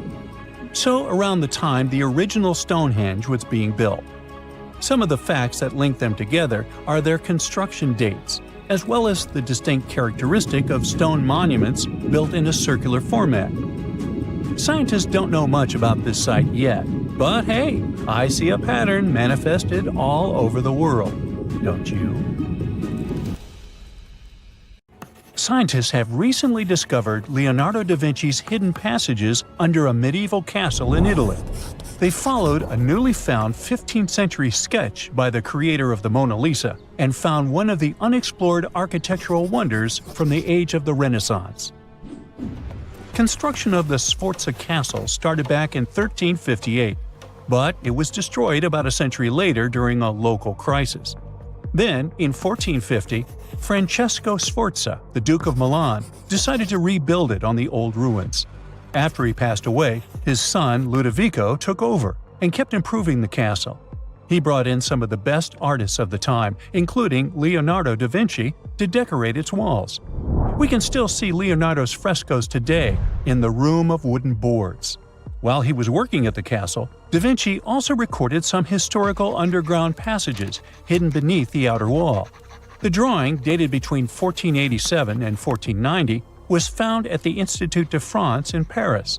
The sketch is highly precise, and it proves that Leonardo was really interested in fortification design and was great at documenting existing structures. Historical records show that Ludovico ordered the building of an underground passageway that led straight to a basilica, where his wife was buried. Ludovico married Beatrice in 1491, and they had a happy but tragically short marriage, as Beatrice passed away while giving birth in 1497. The Duke locked himself away for weeks, grew a beard, and wore only black clothes while he was mourning his beloved wife. The secret tunnel may have stretched over a half a mile and would let Ludovico visit her grave in private. It could have served as an escape route if the castle was ever under siege. The existence of the tunnels remained one of the mysteries of the Renaissance for years, as no one knew for sure they were there. But now, scientists finally uncovered the secret history. They used a combination of ground-penetrating radar and laser scanning to build up an accurate 3D model of all the structures under the castle. They found the tunnels Da Vinci alluded to in his drawings, and it looks like they may have only been a small part of a whole system of historical underground passages. The goal is to create a complete digital twin of the castle that will not only show all the preserved constructions, but also the ancient ones that are no longer visible. They also plan to add augmented reality to the virtual paths to let visitors discover Leonardo da Vinci's hidden passages. Now, we don't know if the genius actually took part in constructing the hidden passages that scientists recently discovered, but we do know about some other Leonardo da Vinci inventions. He created the first satellite-like map in 1502, long before photography or satellites were even a concept. A famous figure in Italy, Cesare Borgia, invited Leonardo to a small town called Imola, near Bologna, to create a highly detailed map for him. Back then, maps were not very precise, as no one had figured out how to show exact distances on a smaller scale. Instead, people spent a lot of time decorating them with dragons, roses, fancy castles, mountain ranges, flowers, and other artistic details. These maps look more like beautiful paintings meant to be displayed, rather than practical tools for navigation. But Cesare Borgia wanted something truly functional, and Leonardo managed to create something revolutionary in the field of cartography. If you compare satellite images of Imola today with Leonardo's map, the similarities are striking. He captured every alley, curve of the streets, roadways, and even the exact sizes of the buildings. And he did it all by hand, using just a pencil, ruler, compass, and several of his own clever inventions. To gather all the necessary data, the genius walked through the streets for weeks using a large wheel that spun as he moved, recording the distance with a cable. Using the magnetic compass, he determined precise directions. He also developed a tool called the bussola, which measured angles inside a circle. With this, he could track the exact turns of each street and the size of the intersections. He figured out the distances between houses and major roads. Then, back at home, he used his notes and calculations to draw the map to scale with incredible precision. In his work, Da Vinci also used a technique developed by Florentine humanist Leon Battista Alberti. He created a mapping method where you could place an entire city inside a circle using polar coordinates. At the center of the city, 8 straight lines met, representing the main directions of a compass. Leonardo used this system to divide the town into 8 sections. He didn't overlook even the smallest buildings, which made his map one of the most advanced of its time. The Italian genius had a big dream to build a machine that could let people fly. He studied how birds, bats, and kites moved through the air and designed a special flying machine. He believed that if he could copy their movements, humans might be able to soar like them. Da Vinci's design looked a lot like a bat, with 2 large pointed wings that stretched over 33 feet wide. He planned to build the frame from lightweight pine wood and cover it with raw silk to make it strong but not too heavy. The person flying it would lie on their stomach on a wooden board in the center. To make the wings flap, the pilot had to pedal a crank with their feet, which was connected to a system of rods and pulleys. There was also a hand crank for extra power and even a headpiece to help steer. As the person moved their hands and feet, the wings would flap and twist, just like a bird's. But there was one big problem. Humans aren't strong enough to make the machine lift off the ground. Even though it might have worked once in the air, there was no way for a person to get it flying on their own. Leonardo probably realized this, but his amazing idea still inspired flying machines that came centuries later. Da Vinci was way ahead of his time with many of his inventions, but his idea for a humanoid robot was especially futuristic. He was working under the patronage of the Sforza family, the one that had those ancient tunnels of Italy built. The genius designed a mechanical knight that could move its arms, turn its neck, and even open and close its mouth. Da Vinci had good knowledge of anatomy and the mechanics of body movements that helped him. His unusual creation used an external system of cables. A hand crank set it in motion, and there was also an internal gear-driven mechanism. About 450 years later, Da Vinci's detailed sketches of the robotic knight were rediscovered in the 1950s. Several researchers tried to recreate the robot from those sketches. In 2002, a roboticist who developed systems for NASA and Lockheed Martin took inspiration from the old notes and built a functioning model of Da Vinci's robotic knight. Another design Leonardo created for Duke Sforza was a special kind of bridge that could be taken apart and carried easily. It was made for defense forces who needed to cross rivers or moats while traveling. This bridge would swing across the water and land on the other side. It had wheels and used a rope and pulley system, so it could be set up quickly and packed away just as fast. To keep it steady, it even had a special weight to help balance it. Leonardo wrote in his notes that the bridge was light yet strong, and he designed several bridges like this for the Duke. One of his other designs was a bridge that could be built very quickly, and the defense forces would move across multiple rivers. As scientists continue to study Leonardo da Vinci's hidden passages, they reveal new chapters in human history. Who knows what other unexplored architectural structures they will find?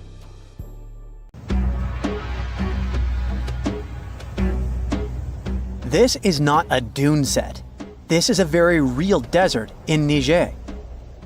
Jado was probably built by the nomadic Sao people and is filled with ksars, which are fortified houses made of salt and clay, with giant walls and secret passages.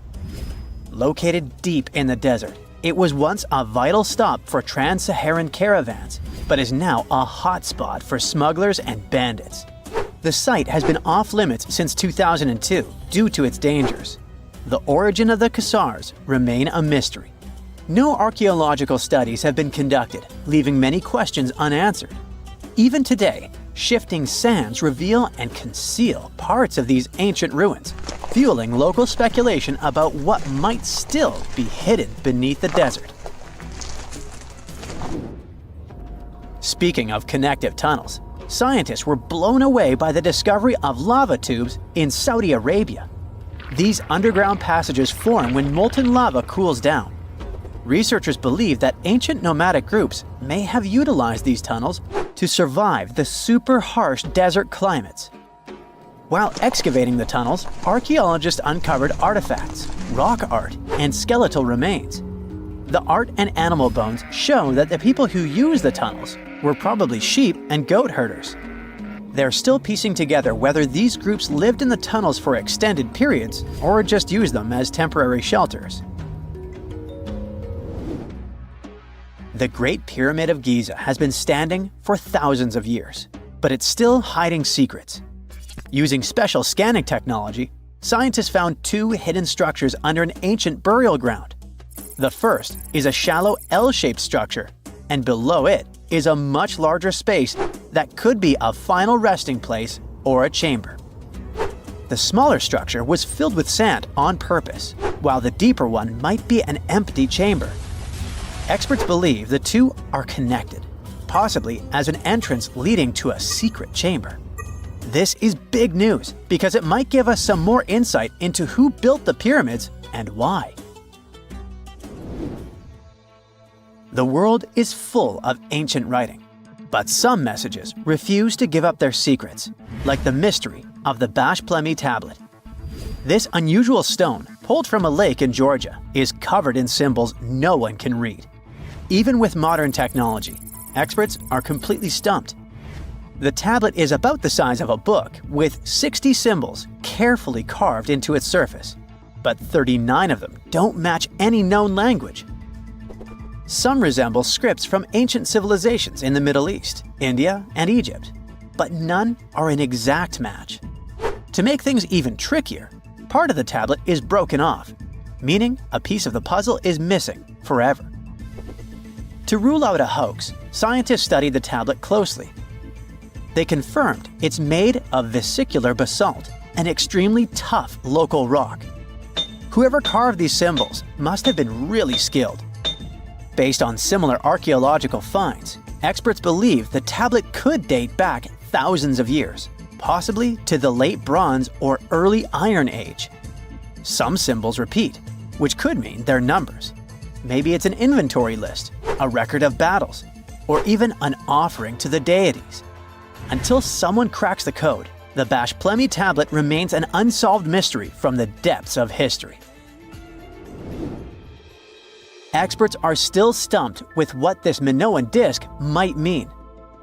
The Phaistos disc is one of the most mysterious finds from the Minoan civilization. This 6-inch clay object, discovered in 1908, has strange spiral markings that no one has fully decoded yet. The disc has 241 symbols on both sides, showing everything from people and animals to tools and plants. Experts have come up with many theories about what the symbols mean. Some think it's an early form of Greek. Others suggest it's a prayer or a hymn. And some even believe it could be a letter from a king in Anatolia to a Greek ruler. Let's see who will be the first to figure this out. It's always a fun day at an archaeologist's office when they find something as big as a 2,000-year-old marble head. A French archaeologist mission went digging inside an old medieval house near Alexandria in Egypt and found a statue's head depicting an old, possibly ill man. This statue dates from the last Egyptian dynasty before it became part of the Roman Empire, and the site where it was found is associated with the likes of Cleopatra and Mark Antony. For archaeologists, even the smallest finds at this site means a lot. You've heard of Lucy, right? The Australopithecus that was an early ancestor for us humans. Well, scientists found some of her species' footprints somewhere in Tanzania. The so-called Laetoli footprints are over 3 million years old. The trail stretched 88 feet and has about 70 footprints, left behind when a bunch of early humans walked across some wet volcanic ash. What's cool is that these early humans were already walking on 2 feet, like us, not all hunched over like apes. The close spacing of the prints shows they probably had short legs and a shorter stride than we do today. In an ancient Egyptian temple, archaeologists uncovered a shrine unlike any other, a place dedicated to falcons and 2 mysterious deities. One deity had a falcon's head, while the other wore a crown with a sun disk and cow horns. But the most baffling discovery was an inscription that read, "It is improper to boil a head in here." At the heart of the shrine, there are 15 headless falcons carefully arranged on a pedestal, likely as offerings to the falcon-headed deity. One theory suggests the birds were boiled first, perhaps to pluck their feathers, before being placed in the shrine, following the strange rule carved into stone. Archaeologists also found a 13-inch iron harpoon nearby. Its true purpose remains unknown, although the shrine also held remains of fish, mammals, and bird eggs, suggesting that the rituals may have included feasting. And speaking of ancient Egypt, meet Hathor. Scientists named her after the ancient Egyptian deity of motherhood, music, and singing. This wooden statue, housed at the Metropolitan Museum of Art, was thought to be just a beautiful artifact, until a surprising secret was uncovered. Using an X-ray machine, experts found a mechanical operating system inside it, with pulleys and axles connecting her shoulder to her left leg. When activated, the system made her hand raise and lower, an engineering marvel from over 3,000 years ago. The statue was created during Egypt's Middle Kingdom, around 1800 BCE, and is often compared to 19th century automata due to its advanced design.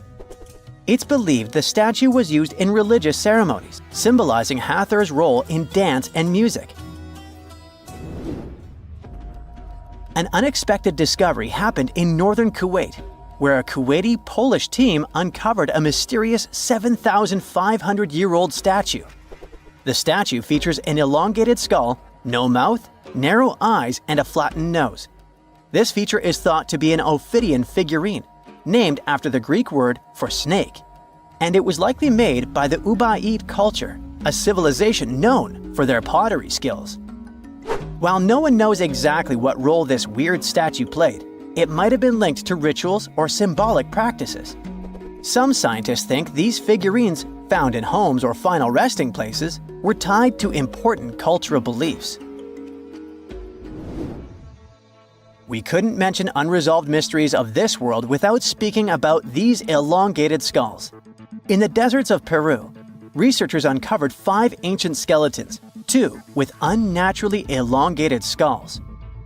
While head shaping was common in many cultures, these skulls defy explanation. Local legends tell tales of the so-called gentiles, a mysterious race banished underground by the powerful deities.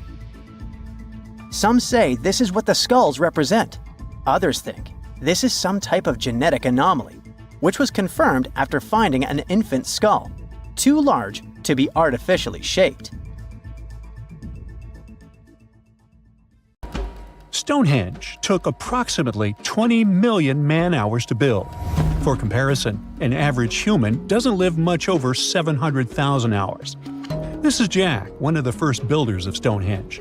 Let's say Jack lived to be 80 years old, which is extremely improbable, but it makes it easier for me to crunch the numbers, thanks. If Jack had spent his entire life, from age 0 to age 80, working on the Stonehenge project, it would have required approximately 28.5 generations of people doing the same thing to complete it. That's next to impossible. To make it more plausible, let's multiply that by 2. After all, Jack wouldn't want to dedicate his entire life to moving stones, and he didn't live to be that old. Thus, we arrive at around 57 generations needed to build Stonehenge. That's not enough room on the screen for me to introduce John, Jack's great-great-great-great, you get the drift, grandson. So it all began around 5,000 years ago with just a simple circular earthen bank and ditch. Fast forward to around 26,000 BCE, and the builders replaced that initial structure with a complex arrangement of wooden posts and brought in around 80 dolerite bloom stones from Wales, which were rearranged at least 3 times. Then, a few hundred years later, they added those massive sarsen stones, each weighing around 25 tons. These enormous sandstone blocks were transported about 19 miles to create a continuous outer circle, with 5 trilithons, 2 upright stones topped with a lintel, forming a horseshoe shape inside. It was a millennium-long building process that demanded years of hard work. So, people must have lived nearby, right? But how would they have found shelter back then? Today, we have houses for builders on site, small accommodations that serve as temporary housing. But structures like this definitely didn't exist when Stonehenge was constructed. Did they? Well, actually, they existed. And some recent archaeological digs near Stonehenge prove it. Archaeologists found this Stone Age eco-home, which is a huge deal since it's one of the earliest settlements in the area. This newly uncovered Mesolithic home dates back to around the year 4300 BCE. Let's take a closer look at this house, shall we? Now, for the walls, people back then used a large fallen tree, its trunk to be more precise. These wooden walls were reinforced with flint, and they even lined the pit left by the uprooted tree with cobblestones. To create the roof, they opted for animal hides, which sounds like a wise choice. They must have provided protection against the unpredictable weather of the British Isles. Now, you might be wondering, the weather in Britain is indeed unpredictable, and it has been that way since time immemorial. So, how did the builders manage throughout most of the year, particularly during the winter months? Well, the answer is simple. There was a hearth on site, which isn't surprising, but the system they employed was quite ingenious. A hearth inside the house would have posed too great a risk, yet bringing hot stones into the dwelling was perfectly safe. While they were hot, they couldn't ignite the building. So they used these stones from the hearth as a heat storage system to keep warm at night. And as a final touch, they even incorporated various stones for decoration. They didn't exactly get a Pinterest house, but it added a touch of elegance for sure. And if you think this discovery is merely about the houses, think again. It significantly changes our understanding of how people lived during that time. This discovery places them in an important prehistoric setting right at the start of the Neolithic area, sparking some interesting questions about whether these early folks could be related to the people who built Stonehenge. But there's a big worry. Experts are concerned that this significant find, along with other buried archaeological sites, could be at risk if the authorities go ahead with plans to build a tunnel to reroute the A303 away from the World Heritage Site. Sure thing the house the scientists found wasn't in perfect shape, and it lacked some crucial elements people use for living. Some of them decayed over time, while others were simply absent. So the scientists took 20 tons of chalk, 5,000 hazel rods, and 3 tons of straw, and used all this to recreate the 4,500-year-old design houses. These new buildings are located close to Stonehenge, which is incredible since in this area, planning permission for even a new cowshed is problematic. So, what are these houses like? Well, first off, there are 4 of them, and they're oval-shaped. They're built on the foundation of real houses that stood there about 4,500 years ago, just around the time the Stonehenge Eco House was going up. The houses aren't very big, they're single-room structures. When it comes to dimensions, it was straightforward to estimate since we could gauge the size of the roof and the height of the walls based on the foundations.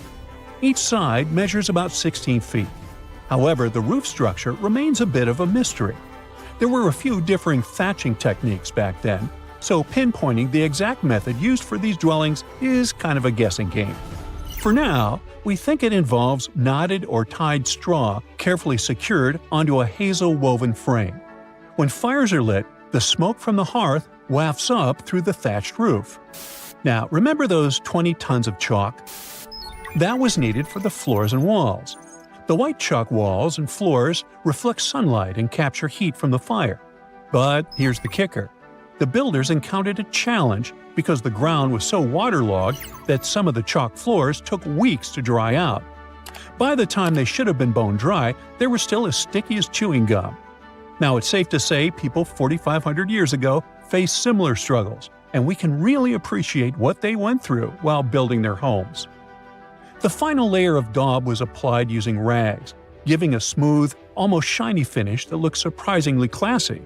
The interiors are furnished with wooden and wicker beds and shelves, along with clay pots and jars, all centered around a cozy hearth.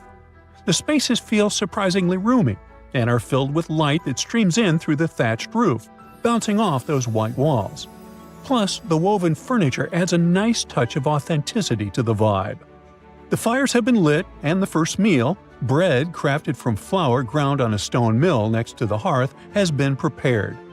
Those who tried the bread were pleasantly surprised by its flavor, finding it quite tasty. Now, here comes the bummer. Those who recreated the houses did cheat a little.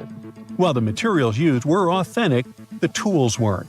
They used cement mixers to mix the daub, wheelbarrows to transport the timber, and logs by the hearth were split with steel axes instead of stone ones. Still, the builders aren't professionals, they're volunteers. So I think a bit of cheating is totally cool in this case. There are other volunteers on site who are more than happy to chat about the daily activities of the Stonehenge builders, from grinding grain with a quern to making rope from rushes. But these houses and the Eco House aren't the only remarkable things in the Stonehenge area. Some years ago, archaeologists uncovered a burial site close to Stonehenge that predates the monument itself. This Neolithic long barrow, dating back approximately 56 to 5,700 years, likely contains the remains of some of Britain's earliest inhabitants. The burial site was identified through aerial images that revealed its distinct shape beneath the crops. Salisbury Plain is rich with ancient sites, including Stonehenge, various mounds, and monuments. The area has remained undisturbed over the centuries, which is likely why so many ancient structures are still intact.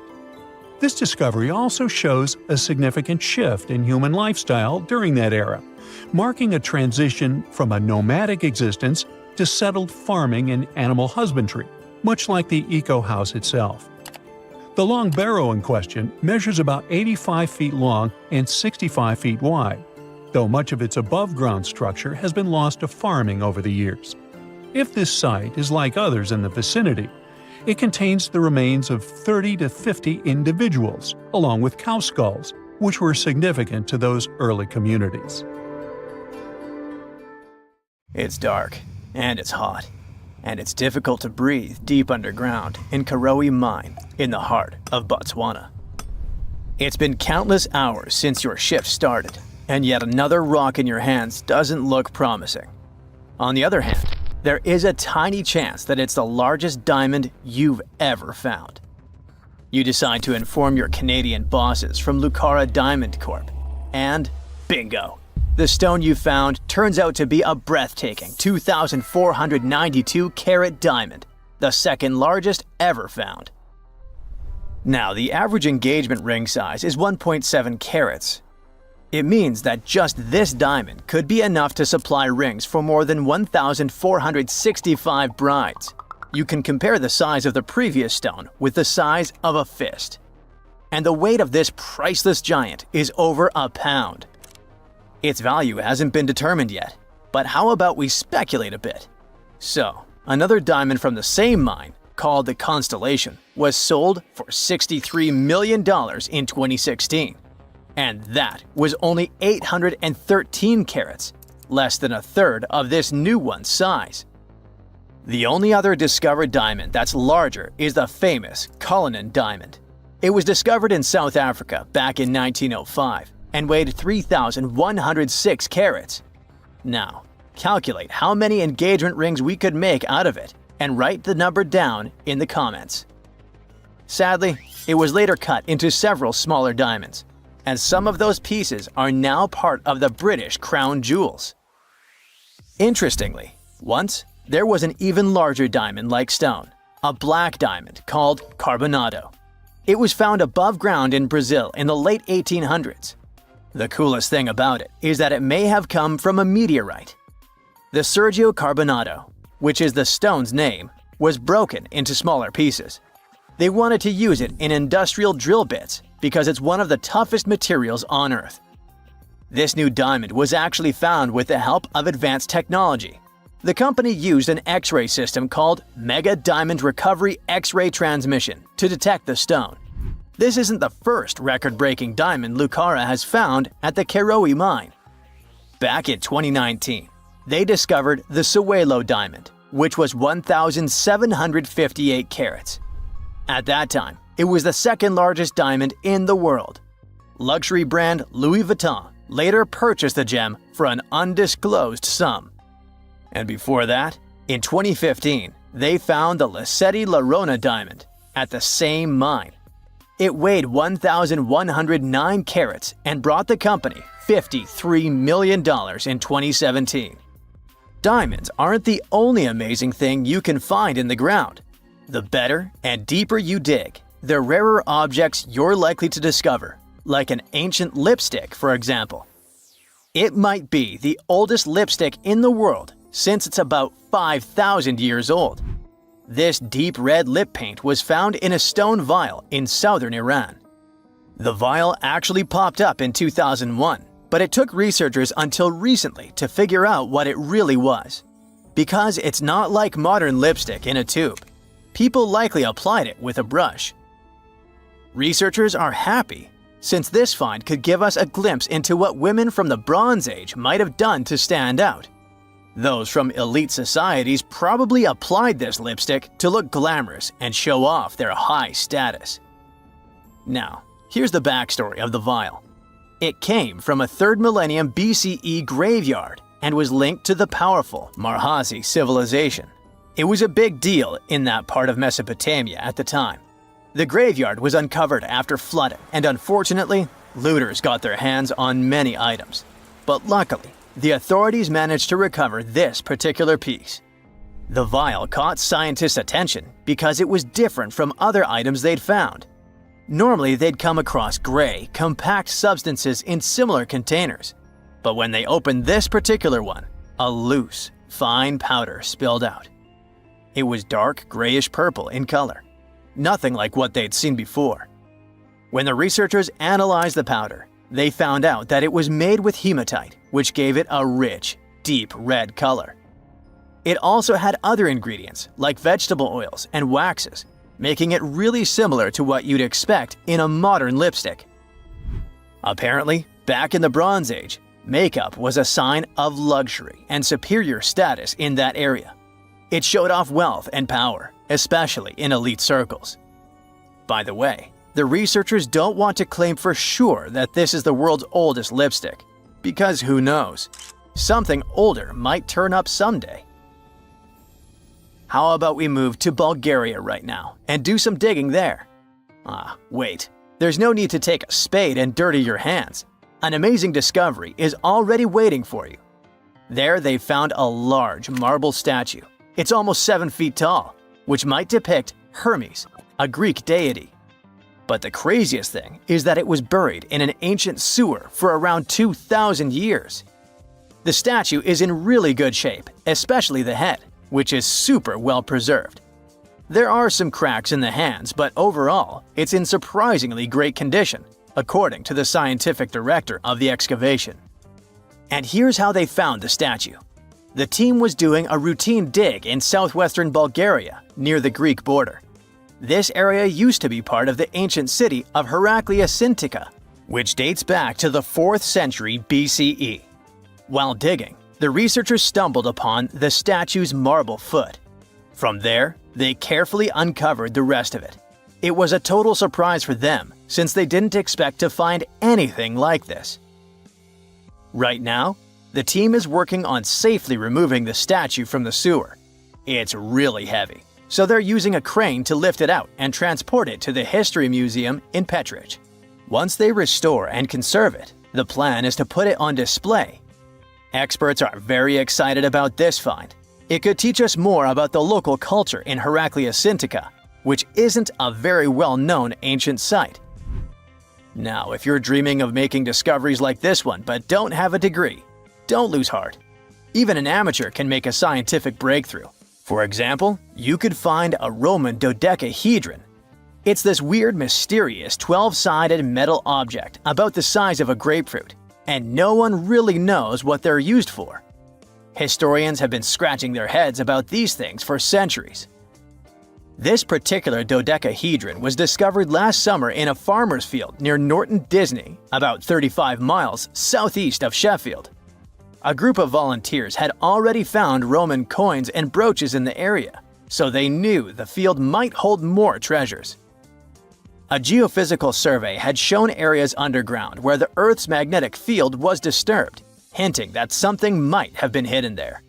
The team started digging trenches during a 2-week excavation. On the second to last day, in Trench 4, someone spotted the dodecahedron. Richard Parker, the group's secretary, was nearby making tea when he heard the shout. He said they were all shocked because they hadn't found much metal, and then, boom, that awesome artifact simply popped up. The extra cool thing about that dodecahedron was that it was complete, which is rare. Many others found before were broken or incomplete. Plus, it's larger than usual. Roman dodecahedrons can be as small as a golf ball, but this one is closer to a grapefruit. Now, the dodecahedron is on display at a local museum. So far, over 100 Roman dodecahedrons have been found in northwestern Europe, mostly in former Roman territories like the Gallo-Roman regions. They date back to somewhere between the 1st and 3rd centuries CE. Each one is a hollow metal shell, usually made of bronze. It has 12 faces, with differently sized holes on each face. Around the holes, there are concentric rings imprinted into the metal, and at every corner where the faces meet, there's a small stud. There's no writing on them, and nothing in Roman texts mentions them at all. That's why nobody knows what these dodecahedrons were for. There are loads of theories. They could have been toys, dice, mace heads, or even tools for measuring distances in Roman artillery. Some people even think they were used for knitting gloves or even figuring out dates using the stars. But most of those ideas don't really hold up, so the mystery remains. A ship filled with gold and other treasures worth over $13 million was found in the middle of the Namibian desert after almost 500 years. The worker who found it was actually looking for diamonds, but ended up with something way more valuable for history. There were some blocks of copper, some wood, pipes, and elephant tusks. The miners called for an archaeologist, who soon realized it wasn't a disturbed beach like they thought, but a shipwreck. All evidence showed that it was a Portuguese trading vessel, Bom Jesus, that went missing in the 16th century. Experts believe it was a special kind of ship that was bigger, stronger, and better than older ships from Portugal and Spain. These ships were built to take Portuguese explorers on long trips to distant places like India, China, and Japan, and come back with tons of cargo. The Bom Jesus was likely carrying treasures from Lisbon, Portugal, to Western India. But it looks like on its way around the southern tip of Africa, near Namibia, a big storm pushed the ship too close to the shore. The ship hit a rock, tipped over, and broke apart, sinking into the ocean. Archaeologists found treasure from the captain's chest under the water, which probably fell out when the ship's wooden hull broke. They also found pieces of the ship scattered along the shore, likely from the violent storm and later by construction in the area. The storm must have been very fierce, but they didn't find many bones, which means most of the crew may have survived or were lost at sea. The ship was split into 3 sections and incredibly well preserved, thanks to the thick layers of sand that covered it and prevented rot. Archaeologists who studied the wreck discovered over 40 tons of cargo. There were cannons, swords, blocks of metal like lead and tin, fabrics, and tools that sailors used to navigate the stars while traveling across the ocean. The most exciting discovery was 1,845 copper ingots, weighing as much as 16 to 17 tons altogether. Those copper ingots, or pieces of pure metal, are still in great condition because the hull of the ship and layers of sand protected them from ocean water. The scientists even managed to read the trademarks on them on site and learned they were made by a super wealthy German trading company. There were also more than 2,000 shiny gold and silver coins from different countries, and 105 enormous elephant tusks weighing about 2 tons. The tusks were likely supposed to become luxury items, like jewelry or carvings at the destination. Archaeologists took some DNA samples from the tusks and found that they came from West African forests and savanna elephants. Researchers were lucky that the ship was found in a restricted diamond mining area. No scavengers were able to get their hands on the treasures. The Bom Jesus remains the oldest and most valuable shipwreck that was ever discovered off the western coast of sub-Saharan Africa. Another shipwreck recently found by accident was buried under a 10-foot tall sand dune near the Caspian Sea. Some people call it the world's largest lake, and it has water levels that rise and fall over time because of the changes in weather patterns. These changes can move sand and uncover things like this shipwreck and other treasures along the coast. As the dune slowly disappeared, the ship started to show. Before digging it out, scientists worried that waves from the sea might damage the wreck. To protect it, they built a wall using thousands of sandbags to keep the waves away. When the ship was uncovered, they discovered it was a 3-masted, 92-foot-long merchant ship with a strong double hull. Wood samples showed the ship was built in the 18th to 19th century using trees like Scots pine, spruce, and larch from the Volga River area or the Caucasus. They even found buckwheat and plants from the same region, which were probably traded or used to feed the sailors. It proves that the ship was part of a group of merchant ships that once sailed the Caspian Sea. An amateur fisherman who was 20 feet under the sea off the coast of Turkey noticed some huge metal remains. He had an underwater camera, so he made footage of the discovery and took it to scientists. They immediately started an investigation and learned that it must be a shipwreck from the first decades of the 20th century. It could be one of the Ottoman Empire ships that had an important mission to deliver supplies, but disappeared without a trace. Scientists got permission to study this Black Sea wreck in detail to learn more about its mysteries. They're hoping to find its shipyard documents to find some answers, as the ship itself is in terrible condition and is tricky to work with. Robot submersibles that belong to an oil and gas company noticed hundreds of intact ancient storage jars sitting on the seabed in the eastern Mediterranean. Experts think those jars are 3,300 years old. This makes the find the oldest shipwreck from the deep sea. The jugs were probably used to store oil or other agricultural products like fruit. This proves that the people who made them organized maritime trade and had incredible navigational skills. It looks like the ancient mariners managed to traverse the Mediterranean Sea without a line of sight to any coast. All they could see was the horizon, so they must have used the sun and other stars to find their way. Off the coast of Sicily, under 20 feet of sand and rock, archaeologists found a shipwreck so old that they aren't even sure what materials were used to build it. They think the ship is from the 5th or 6th century BCE, which means it's over 2,500 years old. This ancient ship wasn't alone. Researchers also found 2 iron anchors shaped like an upside-down T from around the 7th century of the Common Era, and 4 stone anchors from prehistoric times nearby. One of the stone anchors was broken and may have had wooden pieces attached to help it hold on to the seafloor. They figured out that the ship itself was built using the on-shell technique. The wooden planks of the ship were connected so tightly that they could support the ship on their own, with extra beams added just to make it stronger. Sadly, the ship's wooden hull is very fragile now because tiny sea creatures that eat wood have damaged it over the years. Scientists are being extra careful as they study it to make sure it doesn't fall apart. This discovery is such a big deal because it was built during a time when Sicily was super important for trade. Back then, the Greeks and Punics were trying to take control of the seas long before Rome became the ruler of the Mediterranean. By studying this ship, scientists hope to learn more about how people traveled and traded in those ancient times. One more shipwreck, this time off the coast of Kenya. Could be from Vasco da Gama's final voyage.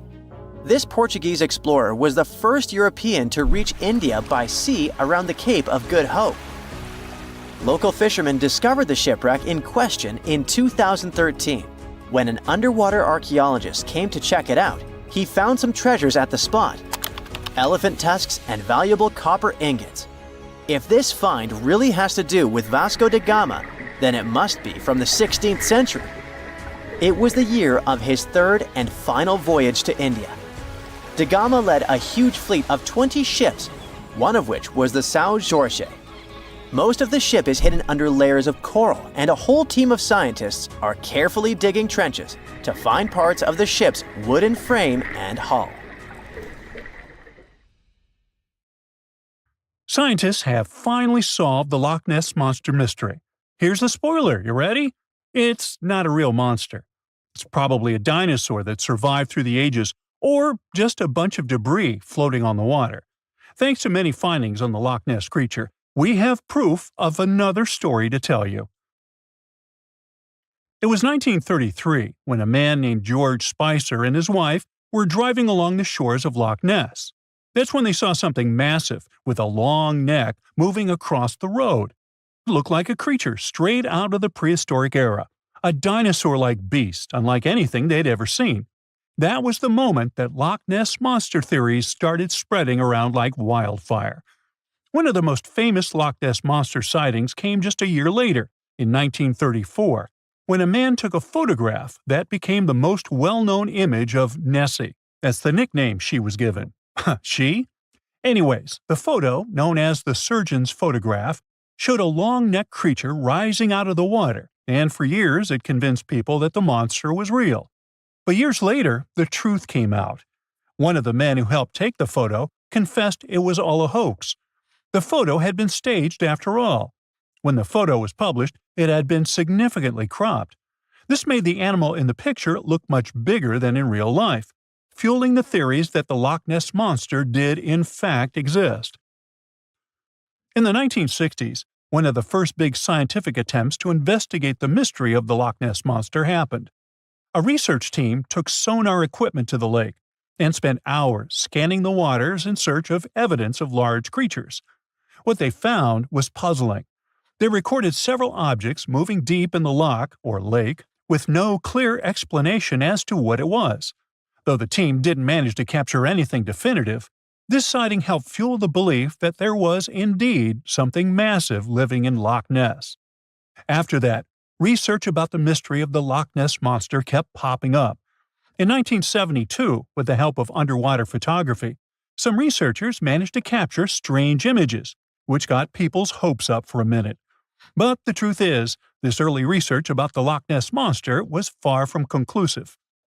Now, of course, not everyone bought into the mystical, magical theories about the Loch Ness Monster. Theory 1, from a professor of zoology at Oxford University, has made it clear that the monster is a biological impossibility. Hey, my pediatrician said that about me, too. Meanwhile, he says that no skeletal remains have ever been found in the region. Plus, no fishermen have ever caught anything resembling the creature in their fishing nets.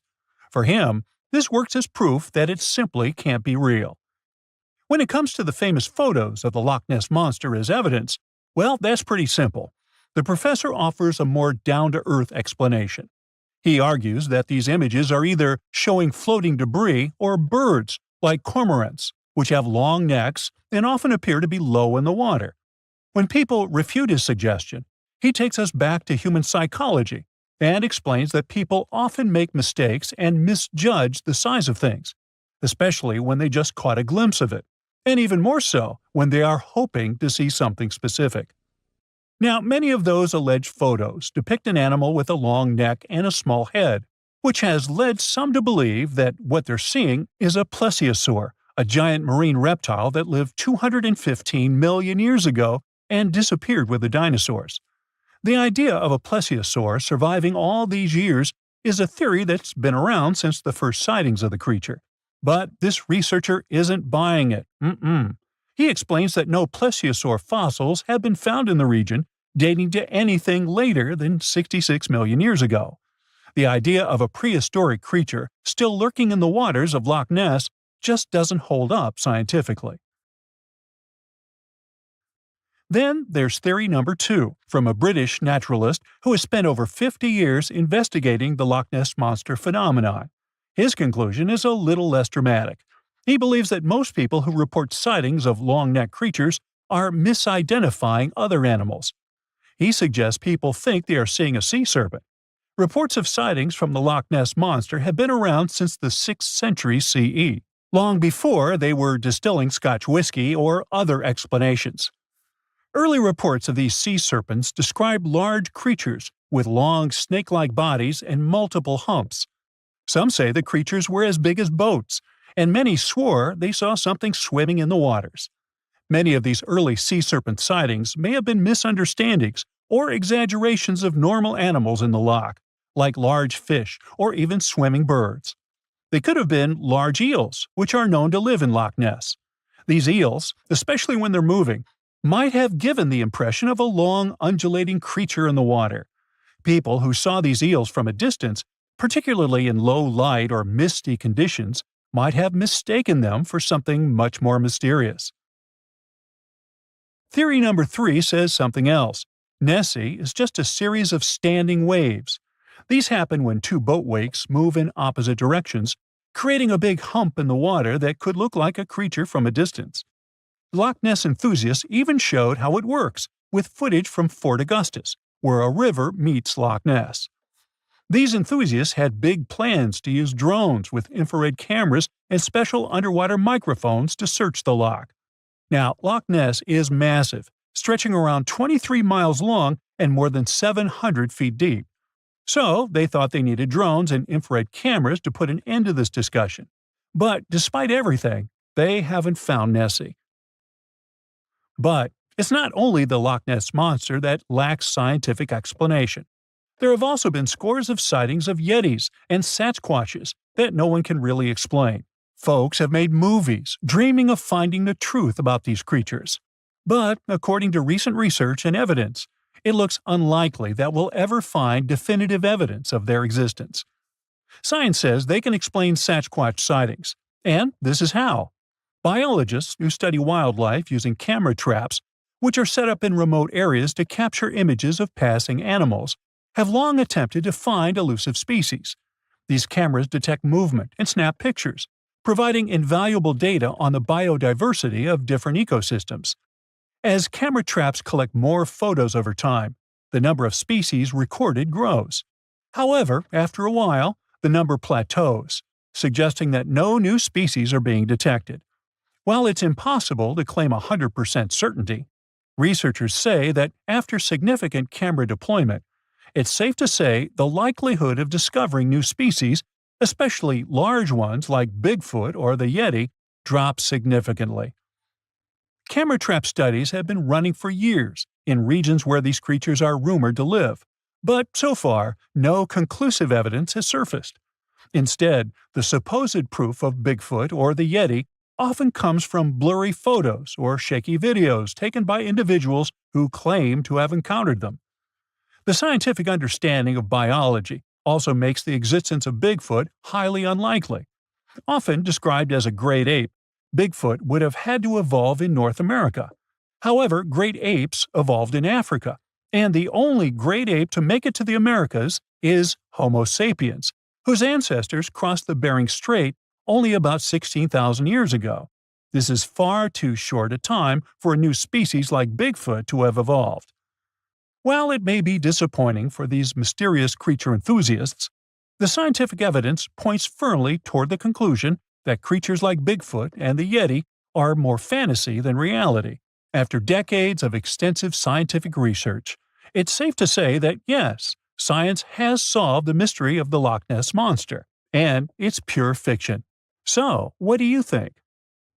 Stonehenge wasn't a witchy monument to travel through time. It was actually constructed as a hope to build a different future.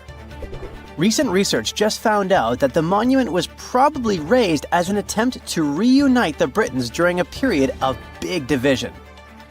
The thread of this story lies on the altar stone, the monument's most iconic rock. For years, scientists believed that the stones used in Stonehenge, including the altar stone, came from the nearby Preseli Hills in Wales.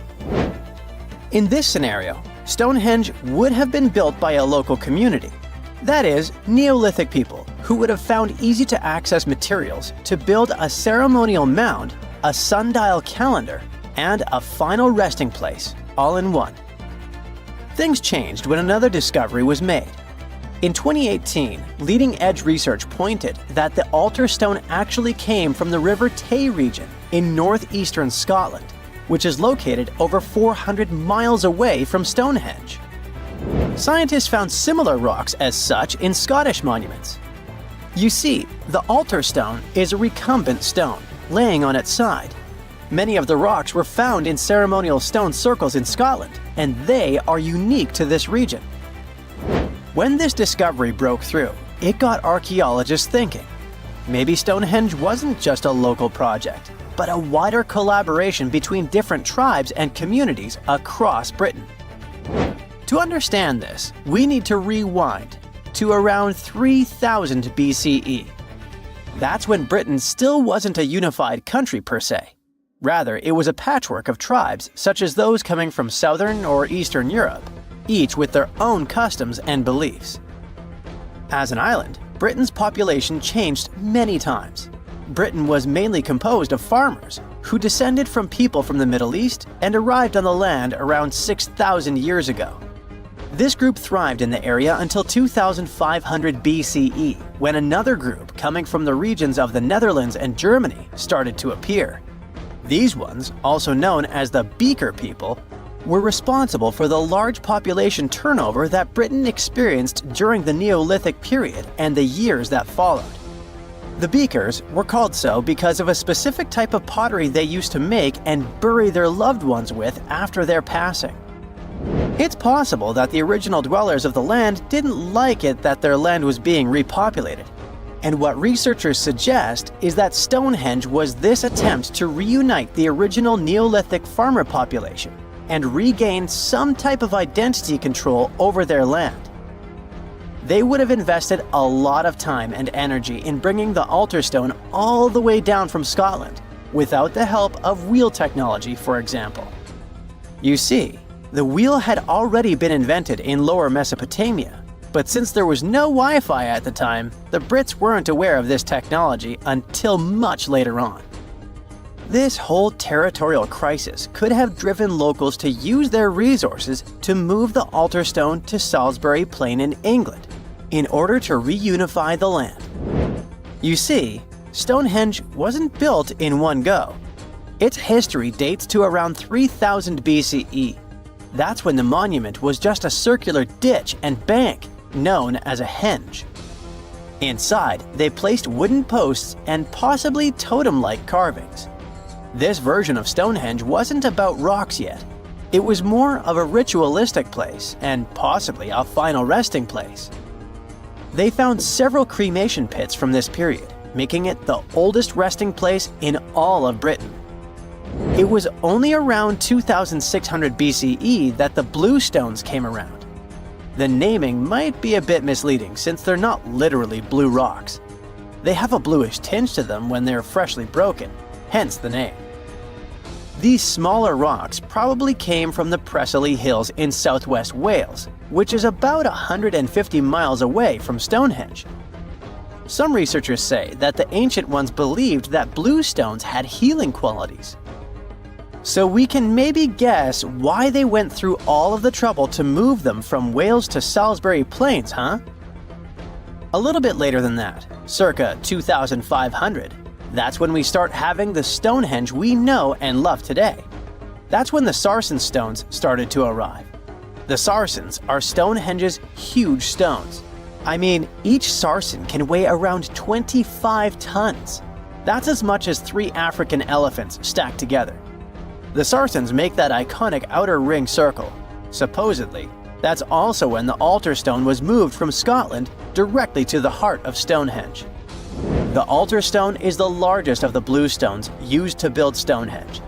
Today, the altar stone lies recumbent at the foot of the largest trilithon of the monument. In case you don't know, the trilithons are the horizontal stones used to form those famous arches we see today. And here's where the story takes a twist. For nearly a century, scientists believed that the altar stone came from the same area as the blue stones, the Preseli Hills in Wales. It made sense back then. If you're already hauling stones from Wales, why not grab a special one to be the so-called altar? Except that theory started crumbling in 2018, when a team of researchers decided to dig deeper. They used advanced geochemical analysis to pinpoint where the altar stone's sandstone actually came from, and it turns out it wasn't Wales. Instead, the results pointed north, specifically to the Orcadian Basin in northeastern Scotland, 400 miles from Stonehenge. This revelation changed the whole script of Stonehenge's story. How would they move the rocks, you may ask? Well, there's an old theory known as the ice road that suggests that the rocks were moved by natural icy pathways that formed during the winter. This way, they could slide the rocks down all the way to Stonehenge. But hey, if we're talking about a distance of over 100 miles, that's not too realistic. Anyways, this theory was debunked because it was warmer back then than it is today. There's also the river theory that suggests that the rocks were floating along the river from the quarry to the site. But if we're talking about Sarsen rocks, they're too heavy to float. So there goes this theory. What we're saying is, no one knows how the rocks were moved. Another interesting info came from all the research done in Stonehenge. A recent laser survey of the stones revealed the different stone working methods used and has shown that some parts of the monument were more carefully finished than others. In particular, the northeast side and the inner faces of the central trilithons were finely dressed. FYI, a trilithon is one of Stonehenge's most famous shapes. It's when 2 huge monoliths receive a third one on top of them, connecting the 2 together. This fancy word is just Greek for having 3 stones. But anyway, the bigger question, and maybe why Stonehenge is so famous, is why it was built in the first place. You see, Stonehenge's entire layout seems to have been carefully planned to align with the movements of the sun. The monument's architecture is particularly attuned to the solstices, the shortest and longest days of the year. During the summer solstice, the sun rises perfectly in line with the heel stone, casting light straight into the heart of the stone circle. A spectacular, almost magical sight that surely wowed its ancient audience. But it's the midwinter solstice that seems to hold a special connection to the altar stone. As the sun sets on that day, its light aligns with the altar stone at the center of Stonehenge. To the builders of Stonehenge, this alignment may have symbolized more than just celestial precision. It likely carried profound ancestral and spiritual significance. The altar stone, illuminated by the setting sun, could have been seen as a bridge between worlds, connecting the living with their ancestors, the earth with the cosmos, and the present with the eternal. In a world without calendars, clocks, or weather apps, the solstices were everything. They marked the rhythm of life, guiding agricultural cycles and spiritual rituals alike. So Stonehenge wasn't just about the stones or the people who built it, but perhaps a way to honor their ancestral roots in an ever-changing world. There's this interesting ancient site near St. Louis, Missouri, that a lot of people don't know about. It's called Cahokia, and it used to be a huge city with up to 20,000 people living there back in the 11th century. It's full of these massive earthen mounds that were built by hand, and the biggest one is still there today, at the Cahokia Mound State Historic Site. Even though we don't know everything about this civilization, researchers have been able to piece together some information from the remains they've found. For starters, they found some pretty old teeth at this site. After studying their appearance and structure, scientists suggest that a lot of different indigenous groups lived there. About a third of them came from other areas in the middle of the continent, which they figured out by studying the different levels of various substances in the teeth. And get this, the way the mounds are arranged shows that this was actually a planned-out city, not just a bunch of villages grouped together. The rulers lived on top of the mounds, while everyone else lived in other structures. It's amazing to think that they were doing things like farming, hunting, logging, pottery, and weaving, all within this one giant city. Right in the middle of Cahokia, there was this giant mound that was about 100 feet tall, and around it, there was this huge wooden fence. Inside the fence was the city center, which had a big open space called a plaza. Archaeologists think that the plaza was designed to represent the 4 cardinal directions of the world. It was like the people who built it wanted to create a place that was in harmony with the universe. The center of the city was where they held ceremonies and events, and it was such a big deal that people from outside Cahokia would come to be a part of them too. What became of this city? Hard to tell. Some people think that the reason it fell apart is that they cut down too many trees and the land got all messed up. Other scientists believe that's not true, because the soil was still in pretty good shape after the city was gone. The Europeans were not even around at that time, so they couldn't have influenced the downfall of Cahokia either. There's also one theory that suggests there were fights with other communities that caused the city to collapse. These days, there are over 65 preserved mounds, and you can even climb the steps of the tallest one. The best part is that local authorities are thinking of making it a national park, so you should totally plan to visit before it gets too crowded. Mohenjo Daro is another lost ancient city that's still surrounded by mystery. Located in modern-day Pakistan, it was a city that flourished during the Bronze Age, and it was extremely advanced for its time. It had things like water systems and fancy architecture that other cities didn't have back then. Despite these features, it's not as well known as other ancient cities, like those in Egypt or Mesopotamia. What's even weirder is that at some point, the city was abandoned, and no one knows why. Archaeologists found the city in 1911, but it took a while for them to realize how important it was. Eventually, they uncovered a lot of really interesting things about the city, like its advanced sanitation system. Excavations uncovered over 700 wells, as well as private baths and a large communal bath. Remarkably, even private homes had toilets, and waste was efficiently disposed of through a citywide sewage system.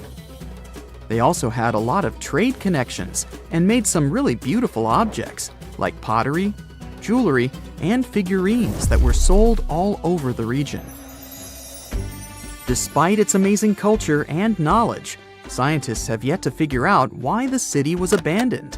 Some people think changes in the nearby river might have had something to do with it.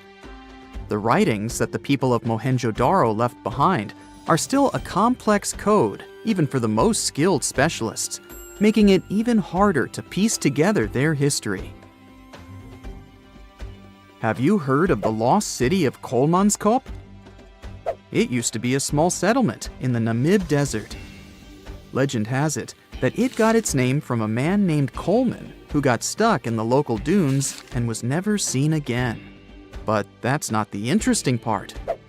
In 1908, a railway worker found a shiny stone and showed it to the chief railway foreman, who turned out to be a hobby mineralogist. They discovered it was a diamond, and soon, Kolmanskop became the richest town in Africa and one of the richest places in the world. It had luxurious stone houses, a school, a hospital, and even an ice factory to produce ice for fridges.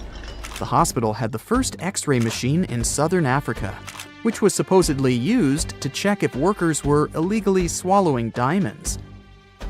Its popularity began to decline in the late 1920s when another diamond-rich location was discovered nearby. Most of the inhabitants soon began to flee the city in search of a better life, leaving the buildings abandoned. In 1938, all machinery was taken south and the town was left to the desert. The last inhabitant left Kolmanskop between 1956 and 1960. The hot climate and low humidity have preserved the structures over time, and tourists can now visit this desert ghost town. You've surely heard about this next ancient city, Machu Picchu. It's this incredible ancient location in Peru. It stretches across a huge piece of land in the Andes Mountains and sits high above sea level. It's even considered one of the wonders of the modern world. But here's the thing. Scientists aren't exactly sure what it was used for. It could have supported up to 750 people, but there aren't a lot of human clues left behind. Some people think it was more of a spiritual or ceremonial place, while others believe it may have been like a fancy spa retreat for the nobles. The extensive terraces might mean it was used for crop testing or as a trading hub. And there's even a theory that it was used as a prison because they found a cell-like area too. It's amazing that even today, archaeologists and historians are still puzzled about how it was built. Did you know that they probably didn't even use wheels for transportation? And those massive granite rocks were somehow pushed up the steep Andean mountains, even though most of them weighed a lot. Some historians think that hundreds of people worked together to push each rock up the peak. The huge stones at Machu Picchu are also so close together that you can't see any cracks between them. It's pretty cool because it also makes the area safe during earthquakes, which is important since Peru is a shaky country. But how did the stones stay put during all those quakes? They actually move a little bit, but then they go back to their original spot, almost like they're dancing. Some people think wet wooden wedges were used to keep them in place, but that doesn't really add up, considering how big the structures are. Locals back then also seem to have built Machu Picchu without using any pack animals or iron tools. They had to sculpt and put everything together using mostly their hands. Plus, the citadel is built on a fault, so they had to move a bunch of stone and earth to make it flat. Scientists also think that the real construction is actually underground because of the deep foundations and drainage system. In fact, there's a hidden water system that was just recently discovered using 3D scanning. They didn't even use mortar to put the granite blocks together. They were so precise that you can't even fit a sheet of paper between them. One theory suggests that people that lived there used stone tools made of a harder material than the stone they were cutting. On October 30th, 1759, the inhabitants of the Middle East were jolted awake by an earthquake. Cracks appeared in the walls of their homes, roofs began to crumble. People ran out of their homes and gathered in open areas, but because of strong shocks, they kept losing their footing and falling. A month later, there was another earthquake, but it turned out to be even stronger. Trees broke, houses collapsed, deep cracks appeared in the ground. The disaster lasted for 2 minutes. Oases, roads, and cities were destroyed. Incredibly, Baalbek's ancient buildings withstood earthquakes. Some historians state that this majestic and mysterious place was built during the Roman Empire, but many researchers disagree. Whatever the truth is, the city is one of the main archaeological phenomena of humankind. The most amazing building of Baalbek is the Temple of Jupiter. The inhabitants of the Roman Empire believed that Jupiter held power over lightning and thunder. The building looked like a platform with 54 columns. A massive roof rested on these columns. Today, you can only see 6 70-foot-high columns. Each of them consists of 3 sections and resembles a pencil. The cores of these pencils were made of lead. This made the columns exceptionally strong. Each of these pieces of stone weighed an incredible 80 tons. That's the weight of 35 Ford Explorer SUVs. Look, this is the largest block in the Great Pyramid of Giza. But compared to the blocks from Baalbek, it doesn't even look that impressive. The foundation under the Temple of Jupiter was preserved. That's how specialists figured out it consisted of about 25 monolithic stones, weighing 450 tons each. It means that the blocks from Baalbek weigh almost 4 times more than the blocks from Egypt. There are 3 more enormous limestone blocks in the foundation. They weigh 800 tons each. This is more than twice the weight of a Boeing 747 plane. Ancient builders must have had a hard time carving such giants from a piece of stone. And after that, they also had to pull them to the construction site and lift them to a significant height. Repeating these logistics would probably turn out to be a nightmare for present-day builders. To do this amount of work, they would need modern equipment. But Baalbek's constructors didn't have trucks, cranes with circular saws, or electricity. How did the builders of the past manage to do this? Scientists have a theory that includes ropes, winches, and lever systems. Naturally, the engineers of the past made all the gadgets from wood. Around 3,000 feet away from the ruins of the temple complex, there's a quarry. Archaeologists suppose that's where the stones for the construction were cut. They found a block of limestone there. It seemed to be too large, even for this incredible place. The monolith got called the Stone of the South. It was 65 feet long and 13 feet wide. The ancient builders didn't have time to completely separate it from its mother rock. A group of scientists from Austria estimated that this piece of limestone weighed more than 1,000 tons. That's like 3 Boeing aircraft or 160 African elephants. There was another surprise awaiting the archaeologists near the Stone of the South. It was the second monolith that weighed more than 1,200 tons. But the ancient builders didn't stop at that. They continued to work. In 2014, in the same quarry, German archaeologists unearthed a block that weighed 1,650 tons. No one has figured out yet why people of the past needed a piece of stone that weighed as much as 125 school buses. It's also unclear how they were going to move this giant and why they didn't finish the job. In any case, this third monolith is the largest processed piece of stone in human history. There are more questions than answers. Some researchers believe that people of the past had high-tech equipment. Others don't think so, but are eager to understand how the builders managed to move those stones. There's a huge number of ancient buildings and artifacts on the planet. Lots of them make researchers scratch their heads.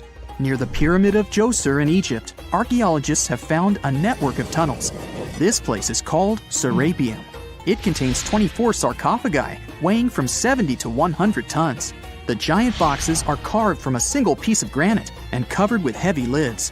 The sarcophagi are perfectly symmetrical. To the touch, their walls are as smooth as glass. Even with the current level of technology, this is very difficult to do. But the ancient Egyptians managed this feat. The Lycurgus cup is a priceless artifact and example of ancient nanotechnology. It's made of glass that can change its color. If you put a source of light in front of the cup, it turns green. If the light is behind the goblet, it becomes deep red. In this case, the figure of Greek king Lycurgus turns pale purple. Scientists understood how this color change worked only at the end of the 20th century. Through microscopes, they saw nanoparticles of silver, gold, and copper. They had been added to the glass matrix. Thanks to this, you can observe a color change called dichroism. Interestingly, the gold and silver were grounded into a fine dust. It's almost impossible to do this by accident. Most likely, the ancient experts knew for sure what they were doing. Bolivia has a curious place called Puma Punku. It looks as if an ancient giant played there with an enormous construction set. And after the game, they forgot to put the pieces back into the box. But there are no giants, and the huge stone blocks were carved by ancient builders over 1,500 years ago. Some of the rocks weigh 100 tons. The blocks were brought to an altitude of almost 13,000 feet above sea level from the quarry 60 miles away from the construction site. There's no forest in that area. This means the builders couldn't use trees to make wooden rollers. The monument belongs to the Inca civilization. Scientists are sure they didn't know anything about wheels. In 1992, the inhabitants of a Chinese village decided to drain a pond. Their ancestors had been using it to wash clothes and catch fish for hundreds of years. They kept pumping the water out for 17 days. At the bottom of the reservoir, they made an unexpected discovery. The villagers saw an entrance to a cave going down to a depth of 100 feet. The incredible find was named the Longyu Caves. Unknown builders carved out 320,000 square feet of galleries. There are separate rooms, bridges, pools, and columns that support the ceiling. The walls of the cave are covered with strange carved lines and patterns. Scientists haven't found any information about who built the caves and why they did it. The construction technology also remains a mystery. Antonio Stradivari lived in Italy in the 18th century. He created musical instruments. More than 600 of his works have survived to this day. 500 of them are violins. One of the instruments was sold at auction for $16 million. The violins made by this master sound clear and deep. Researchers can't understand why Stradivarius instruments produce such unique sounds. Perhaps it's all about the varnish the master used to cover the violins. The answer may also lie in the wood the instruments are made of. In those days, Europe had a cold climate. Because of this, the wood became denser, and the instruments made of it sounded especially pleasing to the ear. In the Indian city of Delhi, there's a 23-foot-high pole. It weighs 6.5 tons and is made of 98% wrought iron. The 1,600-year-old pillar has no signs of rust or decay. Scientists believe that the monument is so well preserved thanks to the dry weather and the chemical composition of the metal. It might be resistant to corrosion. And still, researchers don't know how the blacksmiths managed to make an iron pillar that's not afraid of rust. It seems like a tough feat, even for modern metallurgists. The Al-Nasla rock is divided into two parts by a perfectly straight slit. Each boulder stands on a small pedestal. Some people believe this is the evidence of ancient laser technology. But geologists think the split happened due to the ground shifting or natural vibrations that occurred under the rock. This process led to the appearance of the crack. It had been deepening for thousands of years, and gradually, the natural monument took the form you can see today. Beneath the thick, shadowy canopy of a prehistoric rainforest, a silent hunter slides into the murky river waters. This is Titanoboa. Its size is horrifying, stretching over 40 feet long, which is about the length of a school bus, and weighing as much as a small car. It reigns as the largest snake ever known. This is around 60 million years ago. It's only been 6 million years since the dinosaurs were wiped out by an uninvited asteroid.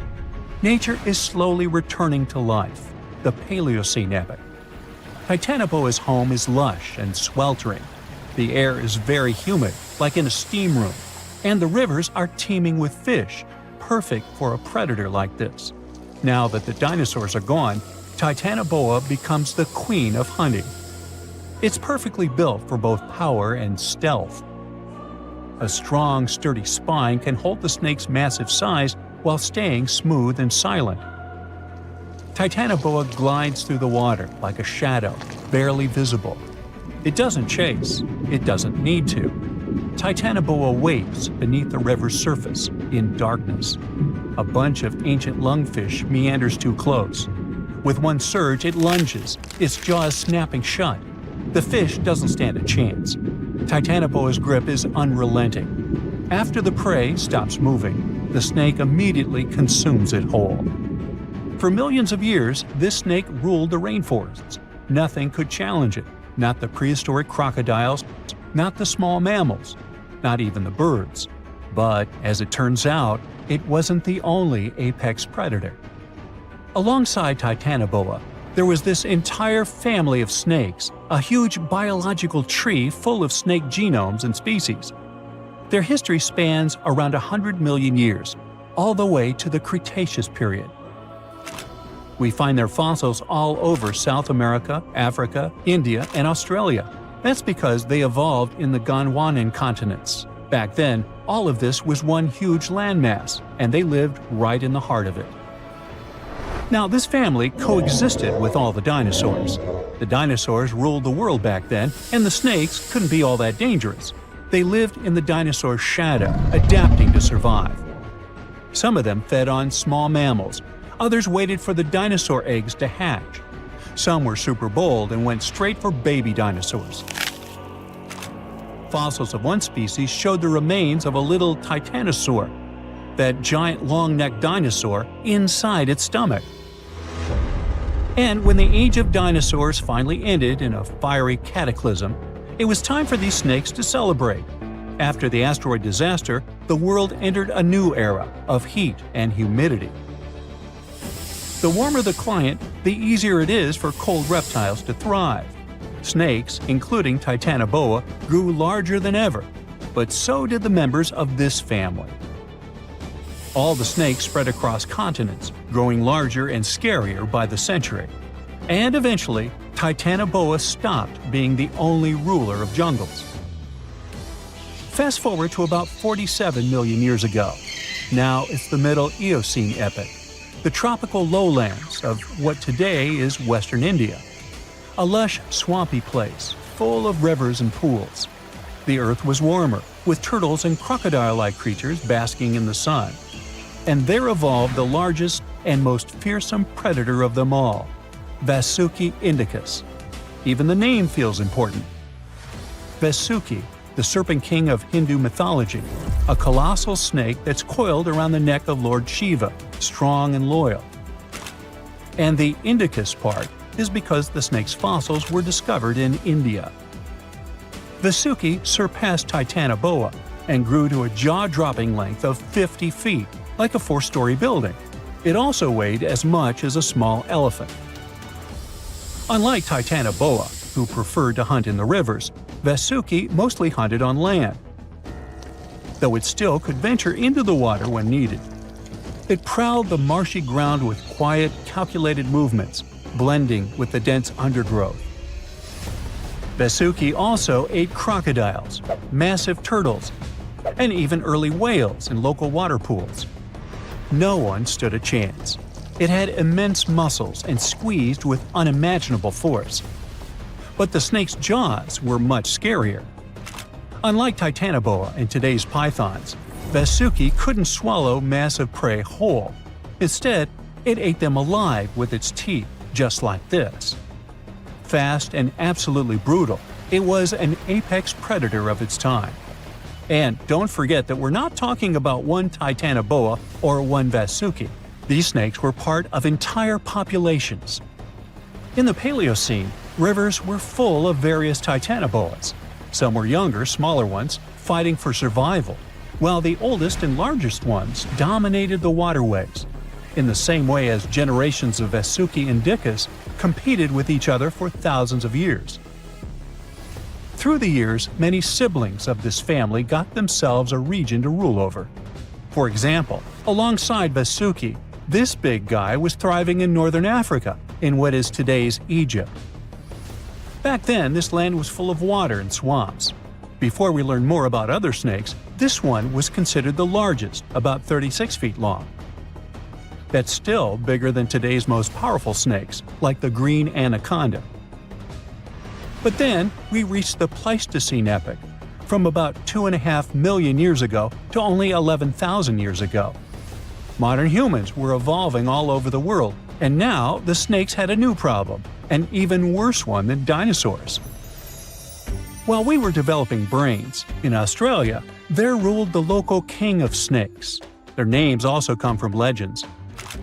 That's how indigenous Australians called their mythological rainbow serpent the creator of the world.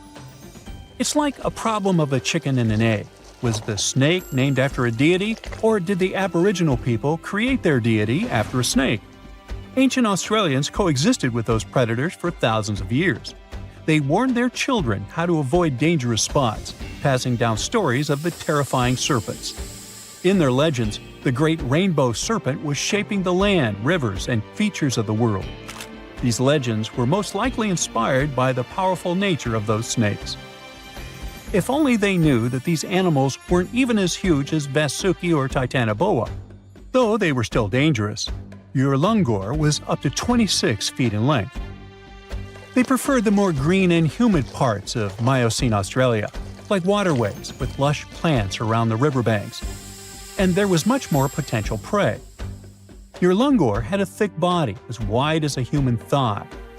It loved to hunt in what is today the northwest Queensland. Its fossils were found in the limestone of Riverslade.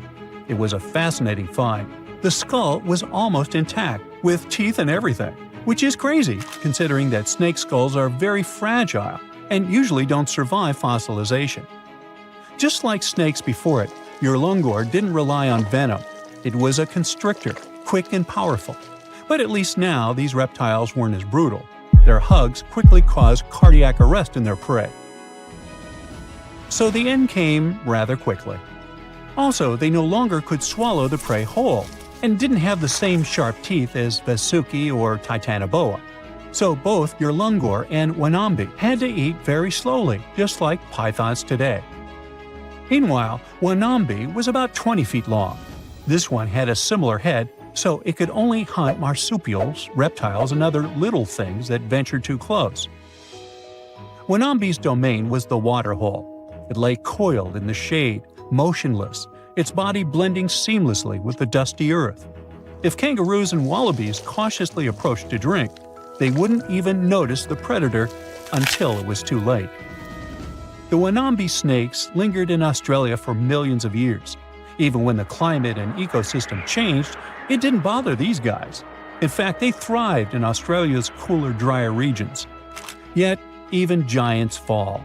Time moved on, the earth cooled even more, and nature began to change. Wanambi managed to last up to around 50,000 years ago, and could have lasted longer if it wasn't for humans.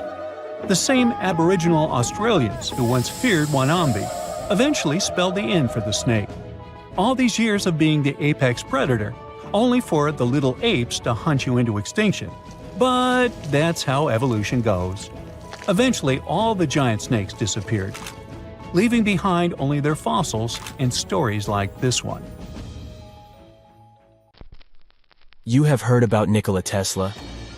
You have definitely heard about the Great Pyramids in Egypt. But what if I told you that Tesla may have probably uncovered the ancient mysteries surrounding the pyramids? Wait, what? Is this a crossover episode? Nope. It's highly probable that the secrets of the pyramids are hidden in plain sight. But first, let's recap what we know about the pyramids. What's so mysterious about them? I mean, they are just old quirky buildings, aren't they? One of the biggest questions is how they were built. Some people think that the pyramids were created by people using only their hands and muscles. But others think that there might have been some kind of crazy energy source that we don't know about yet. Like, what if aliens helped out or something? Just kidding. But this idea of some unknown energy source being used to build the pyramids has been around for ages. Even in old texts, like the pyramid texts, it talks about how the gods gave us something to build a great power. So maybe there was something really powerful and mysterious going on back then? Who knows? Back in the early 1900s, he got obsessed with the Great Pyramids of Egypt. He read numerous books about these ancient structures and was blown away by how much energy they seemed to have. At that time, not many people knew much about electricity, and Tesla started to wonder if there was some kind of advanced tech hidden in the pyramids. He had an idea that the power of the pyramids had to do with electromagnetism, and he put a lot of time and effort into trying to figure out the mystery. Tesla had some pretty unusual theories about the Great Pyramids. He thought that they could actually store and move electricity, which could then be used to power up the areas around them. He also had this theory that the pyramids were built using some kind of crystal energy. He believed that the chambers inside the pyramids could have these super powerful crystals that could control the electromagnetic fields. But that's not all. Tesla also had this idea that the materials used to make the pyramids had properties that allowed them to trap energy from the sun and the moon. And not just a little bit of energy. He thought that the pyramid could actually create this massive energy field that could light up whole cities or even brighten up dark places. He thought that the pyramids could be used as giant power plants to generate electricity and run machines. Tesla even believed that the pyramids were somehow linked to cosmic energy, which could be used for spiritual enlightenment and healing. How very new age of him. Anyway, Tesla wasn't just pulling these ideas out of thin air. He was seriously into studying everything he could about the pyramids, from ancient artifacts and texts to hieroglyphs and drawings. And he came up with this idea that the pyramids were designed to be energy amplifiers, and some kind of unknown energy source was used during their construction. Some people thought Tesla was eccentric for coming up with these theories, but his ideas have actually had a huge impact on the way we think about the pyramids today. Researchers and scholars have been digging into his theories for years and using them to uncover some of the biggest mysteries surrounding these ancient structures. For example, recently scientists have used theoretical physics to investigate how the Great Pyramid of Egypt would react to certain radio waves. They found out that if the radio waves were a certain length, the pyramid could concentrate the energy inside its rooms and focus it under its base. The scientists did lots of calculations to figure this out. They first thought about what radio wavelengths would work best. Then they made a model of how the pyramid would react to the waves. They figured out how much of the energy from the waves would get absorbed or spread out. Lastly, they checked how the energy would move around inside the pyramid when the waves hit it. To help explain all of this, the scientists used something called multipole analysis. This is when you take a complicated object and break it down into simpler parts. Then you can see how each part interacts with the energy that's coming in. It's like taking apart a puzzle to see how each piece fits together. The researchers are interested in how all of this can be used in the future. They want to make really tiny particles that can do the same thing as the pyramid, but with light. By changing the size, shape, and the material of these particles, they can control how the light moves around them. This can be really useful for things like making tiny sensors or super efficient solar cells. The scientists had to make some guesses when they were doing their research. They assumed that there weren't any hidden spaces inside the pyramid, and that the material used to build it was all the same.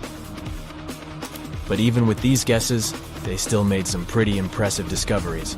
But the pyramid study is not the only proof that Tesla was ahead of his time. There are more Tesla's projects that seemed unrealistic at the time, but that scientists and enthusiasts reevaluate and try to implement today. Let's talk about Tesla's most ambitious project, the Wardenclyffe Transmission Tower. Back in 1900, Tesla was already a big shot when it came to electrical engineering in America. People were blown away by his amazing inventions and the fact that he managed to outdo Thomas Edison in the battle of currents. However, Tesla wasn't content to rest on his laurels. He decided to embark on his most ambitious project yet, the transmission tower at Wardenclyffe. It was built between 1901 and 1905, and it was based on one of Tesla's breakthrough ideas. He had a vision to make the impossible possible by creating a global wireless communication system. It would use Earth itself as a conductor, transmitting music, news, stock market reports, secured military communications, and even facsimile images. Does it sound familiar? Right, it sounds just like the internet that we use today, only without the use of any wires. But Tesla had a much bigger dream in mind: to transmit power wirelessly. He already proved that high-frequency signals could be sent without any wires using his Tesla coil transformers, and this sparked his obsession with wireless energy transmission. His vision was to not only transform the way we communicate, but also to find a way to transfer power currents globally by tapping into the Earth's natural energy. Tesla believed that there was an abundance of free energy all around us that could be used for humanity's benefit. In 1899, he conducted some top-secret experiments and got convinced that it was possible to transmit electrical power through the Earth's upper atmosphere. This is actually how the Wardenclyffe Tower was created. It was supposed to be the prototype station for a network of towers all over the globe that would provide the whole world with wireless energy. Unfortunately, Tesla didn't have the resources or the patience of his investors to bring this project to fruition. It ran into all sorts of financial problems and roadblocks, and in 1917, the unfinished tower was finally torn down for scrap metal to pay off Tesla's mounting debts. Now it remains a sad reminder that even the greatest minds can sometimes fall short of their dreams. The original red brick laboratory, however, is still there, and it is the only Tesla lab that has survived. Fun fact, in 2017, a film crew made a crazy discovery.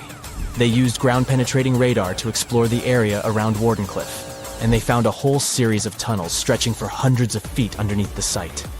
Nobody knows exactly what these tunnels were used for, but people have been speculating for years that they were part of Tesla's grand plan.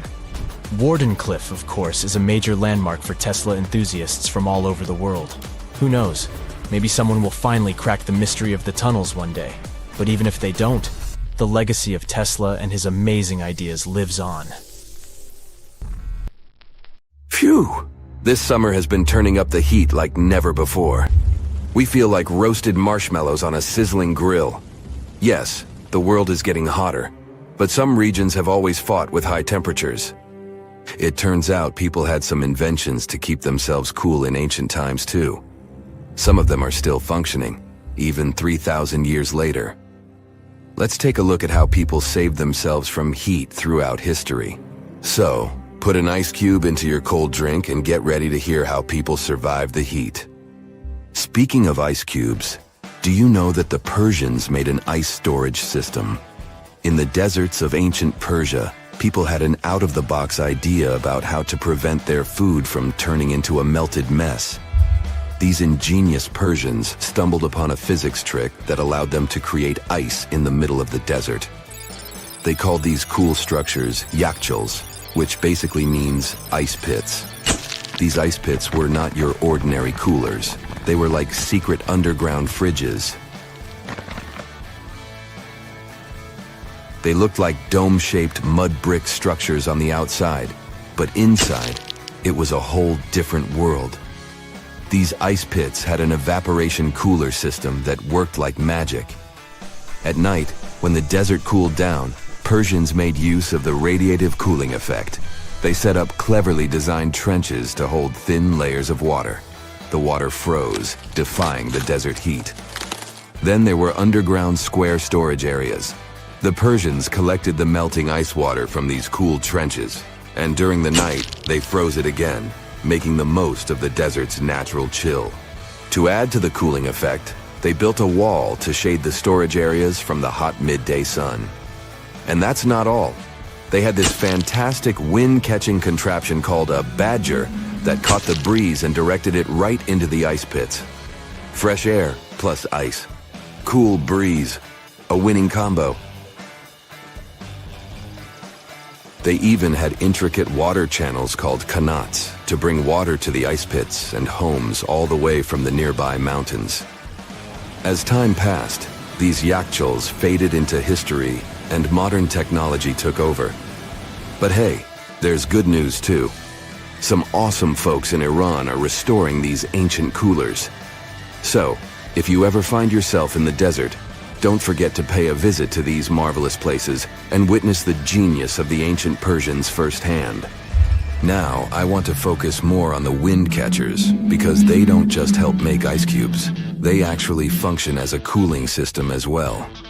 Back in the day, those clever architectural wonders were all the rage in places like Persia, modern-day Iran, Egypt, and the Middle East. Imagine tower-like structures with openings at various levels strategically placed to harness the power of nature's breeze. These openings were like magical portals for the wind. They captured those refreshing gusts and guided them right into people's living spaces.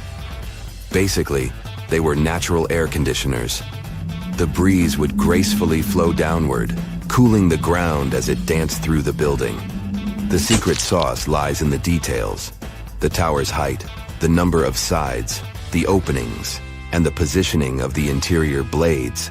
Everything plays its role in how efficiently the wind towers work out. Thanks to these wind catchers, ancient societies could enjoy comfy indoor temperatures without sweating. Can you imagine living in those times? Feeling the gentle breeze whisking through your home, keeping you feeling fresh and chilled out? The Persians are often credited for inventing these awesome wind catchers. But hey, don't forget about Egypt. There, you can find traces of similar structures dating all the way back to 1300 BCE. Yes, the invention of wind catchers may have occurred in ancient Egypt, but Yazid in Iran is the city with the largest number of wind catchers. People wouldn't have been able to live there without these ancient ACs, because there was almost no rain in the area throughout the year. Now, let's look at these perforated double-skinned exteriors. Imagine dressing up a building with a fancy perforated screen. It's like giving its exterior a stylish makeover while keeping things chill inside. This genius technique, firstly, scatters the natural daylight, so no harsh sunbeams to blind you. The screen also offers shade like a pro, giving the building's interior a much-needed break from the blazing sun. Think of it as a natural sun hat for your home. Placing this screen about 4 feet away from the outer walls creates a breezy, dreamy hallway for fresh air circulation. And hey, they add a touch of elegance to the building too. These structures are sometimes called jali. Jaipur, India, for example, has an average daytime temperature of about 100 degrees Fahrenheit. So these structures are lifesavers. Jalis come in various forms, crafted from cement, earth, and wood. It's a cultural symbol deeply embedded in Indian architecture. You can find its captivating presence in iconic historical buildings like the majestic Taj Mahal and the Grand Red Fort in Delhi. But hey, it's not just a thing of the past. It's still rocking modern architecture scenes, and its charm has sparked creativity in artists and designers worldwide. It adorns the building's exterior, its cross-section showing a larger opening on the outside and a smaller one on the inside. This is where the Venturi effect steps in to show off its physics prowess. As the air flows through the narrowing passage, it picks up speed, creating a difference in pressure between the inside and outside of the building. Air blowing at a higher speed gets compressed, and when released, it cools down. Mashrabia is a wooden lattice or screen used in the Middle East and North Africa. These decorative wonders are like window blinds, but they do more than just look pretty. They're smart too. They give privacy, shading you from the sun, and let fresh air and light in. Some people also add clay pots filled with water, sand, or damp straw to their designs. As hot air breezes through the holes, it also passes through the pot's porous surface. The moisture inside evaporates, cooling the air. This is a perfect low-cost technique for hot and dry climates. It's eco-friendly, and there's no need for electricity. Now, let's fast forward to today. Designers are getting creative, mixing traditional wisdom with modern tech. At the Al Bahar Towers in Abu Dhabi, they've got it too. Picture over 2,000 hexagonal panels that dance with the sun's movement, providing shade to the building's interior. Water evaporation was another secret weapon for ancient people. Simple, yet super effective. Plus, ancient Egyptians hung wet mats and curtains in doorways. When the air passed through them, it cooled down, providing a relief from the scorching sun. Ancient architects were the masters of maximizing airflow. They knew how to cross-ventilate and let hot air escape while inviting cooler air to the party. Speaking of ancient Rome, bathhouses were the place to be back then. It was like a community hub. People gathered to chat about politics, play sports, and, of course, take a relaxing dip. The Frigidarium was the cool spot in Roman baths. After a steamy soak in the Caldarium, Romans dashed to this giant pool to chill out. Then in some places, like Cappadocia in Turkey, people went underground to hide from the heat. They carved cozy dwellings in volcanic rock, harnessing the Earth's natural cooling powers. So the lesson here is simple. Architects and designers can create wonders by combining local traditions with smart tech. California's Death Valley boasts the highest officially registered temperature to date, with 134 degrees Fahrenheit in 1913. Meanwhile, Africa's sweltering record stands at 131 degrees Fahrenheit in Kebili, Tunisia, as noted in 1931. In Europe, the highest temperature ever documented reached almost 120 degrees Fahrenheit in Sicily in August 2021. Then, in 2022, the UK had the hottest summer of all time. Everyone loves a good landmark. The Roman Colosseum, the ancient city of Machu Picchu, the Giza pyramids. But have you ever wondered how it once looked? Way back in the days when they were built? Or even in the time they were covered in ivy and forgotten by humanity? Buckle up, because we're heading on a time travel adventure to the world's greatest archaeological sites. Our voyage begins in South America, deep inside the Peruvian mountains. Behold, the city of Machu Picchu. Machu Picchu is a monument to the ingenuity and power of the Inca civilization.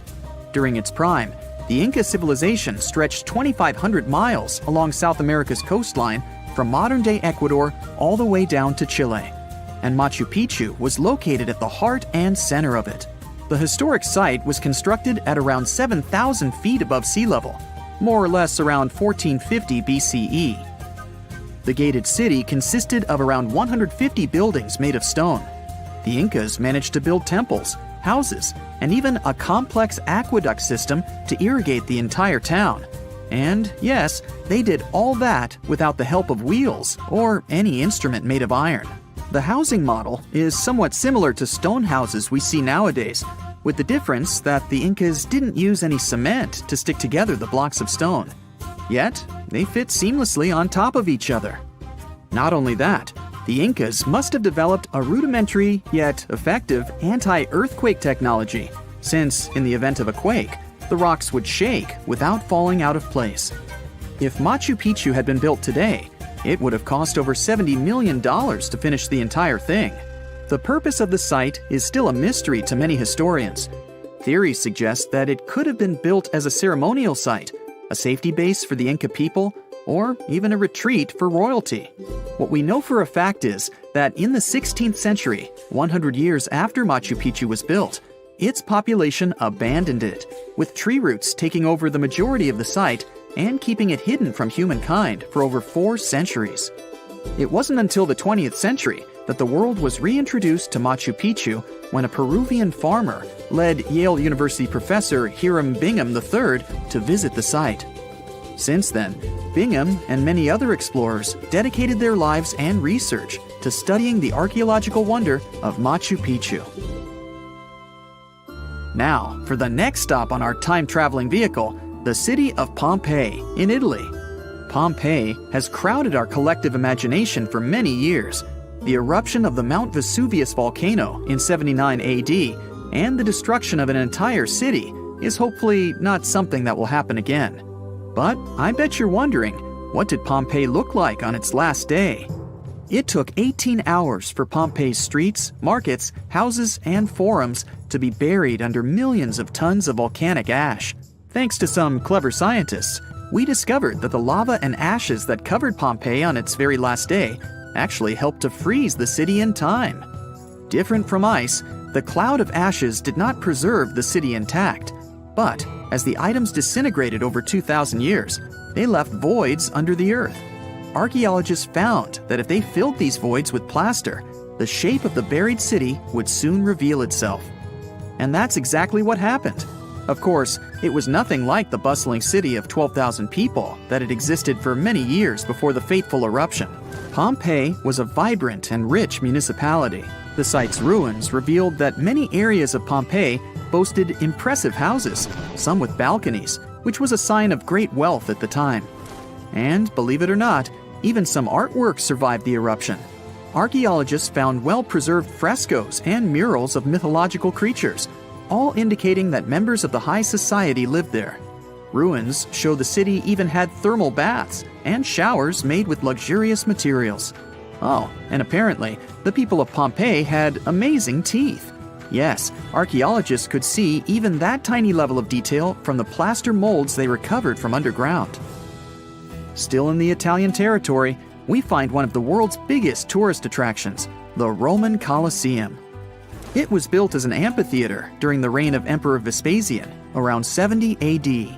It wasn't until 80 AD that Vespasian's son, Emperor Titus, inaugurated the Colosseum. The monument was something to behold, with 157-foot-tall walls, over 80 entrances, and the capacity to host 87,000 people. All social classes and groups were welcome at the Colosseum, and this partly explains why it flourished for so many centuries.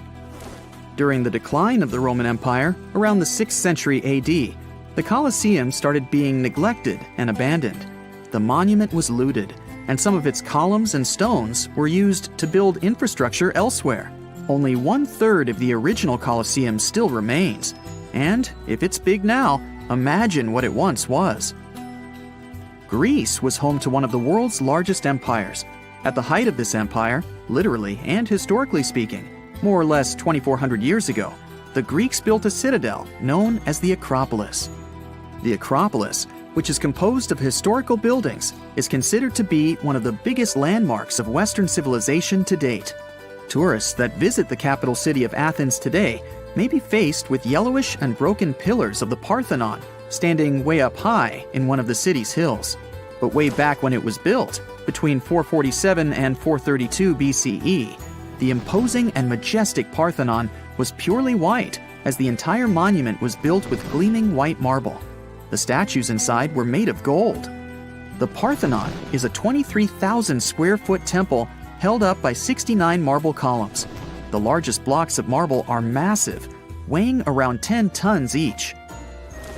And the most surprising fact is that the marble didn't come from Athens, but from a nearby site that stood 10 miles from the Acropolis, known as Mount Pentelicon.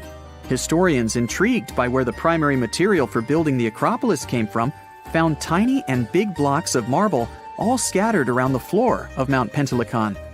There was also a paved road that the Greeks had built to carry the rocks around. But perhaps the most impacting monument of all times is located at the heart of the Middle East, outside the Egyptian city of Cairo. The pyramids are considered one of the 7 wonders of the ancient world. The Giza Pyramid Complex was built as a tomb for the pharaoh Khufu around 4,500 years ago. Between 20 to 30,000 people took part in the construction process. It's composed of 3 pyramids. The massive monument is made out of approximately 8,000 tons of granite and over 550,000 tons of mortar, which gives it the appearance it has today. Would you believe me if I told you that the pyramids didn't always look like this? Far from it. They were shiny white with a golden triangular tip at the top. This is because the Egyptians used over 6 million tons of limestone to cover the entire rocky, step-like structure, all so that they could gleam white under the unforgiving sunlight of Egyptian skies. The Pyramid of Khufu remained the tallest structure on Earth made by humans for over 3,800 years. It was the only 8-sided pyramid in Egypt and was believed to align with Orion's belt. It's considered to be the most aligned construction facing north. In 1979, it was inscribed on the UNESCO World Heritage List. Let's head on down to the Indian city of Agra to quickly visit the Taj Mahal. You may know it as the Taj, but it can also be called by its more endearing name, a teardrop in the cheek of time. The Taj took over 22 years to build and was commissioned in 1632 by Mughal Emperor Shah Jahan as a declaration of love for his third and favorite wife, Mumtaz Mahal. It was made with ivory white marble, and amazingly, due to tight conservation, it still remains very similar to what it was when it was built. I think all this talk of landmarks got me thirsty for some traveling. What about you? Tell us in the comments below if you've ever visited some of these sites, or which interesting landmarks you'd add to this video. Strange and amazing items are discovered often, but figuring out what our ancestors were up to is pretty tough. Especially when all you have are just some rusty cups and cave drawings. It's no surprise that even the experts in lab coats sometimes make mistakes. But it's not just about dusty plates and huge stones. Sometimes there's even humans with large heads. So grab your digging tools and let's travel back to ancient times to explore incredible societies that even scientists can't fully explain. Sardinia may look idyllic now, but I'm not gonna lie, I wouldn't fancy visiting it 3,000 years ago. Rumor has it, terrible giants roamed around this island back then.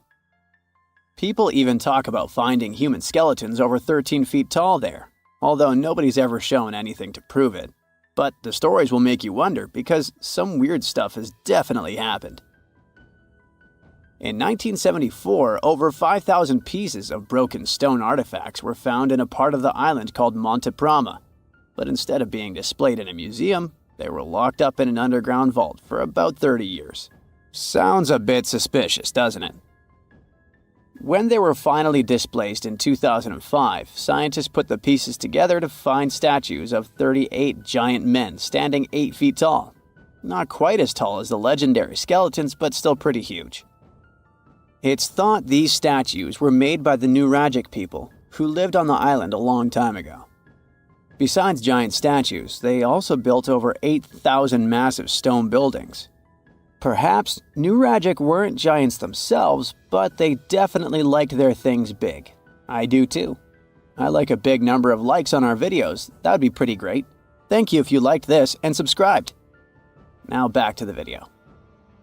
You and I are pretty smart, but we might not be the smartest humans ever. Actually, we might not even be the smartest species. Since 1913, some skull fossils found in South Africa have hinted at a possibly smarter contender called Boskop Man. This human-like species might have lived as recently as 10,000 years ago. Their skull suggests they had really big heads, which means their brains could have been 30% bigger than ours. Wow! Their average IQ could have been around 149, making them among the smartest 0.05% of people today. But if a Boskop Brainiac was so much smarter, why are they not around and we are? Well, bigger isn't always better, you know. Our brains are a lot bigger than our ape relatives, mainly in the prefrontal cortex. This part helps with high-level tasks like making decisions, remembering things short-term, and being aware of ourselves. The parts of the brain that handle our senses and movements haven't really grown much. So, maybe the Boskops spent too much time dwelling on the past rather than doing practical things like hunting. But this is all just guessing. We really don't know what happened to these clever cousins of ours. Some people even argue that Boskops weren't any different from us, with the only evidence being parts of skulls.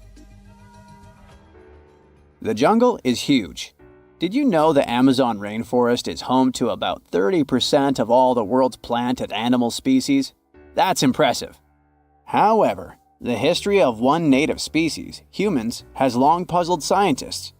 The mysterious Kasarabe people lived here for hundreds of years and then vanished around 1400 AD. People thought the Amazon only had a few scattered tribes, but recently we discovered big, unusual shapes in the ground called geoglyphs. These might look like simple shallow ditches, but they're actually the remains of a vast civilization that spread over 5,000 square miles and includes about 450 markings, some as wide as 1,300 feet. That's insane! They likely contained ceremonial buildings and could have hosted up to 1 million people as recently as 550 years ago. Thanks to new technology like LiDAR, which uses a safe laser to map the forest without harming it, we can explore deeper.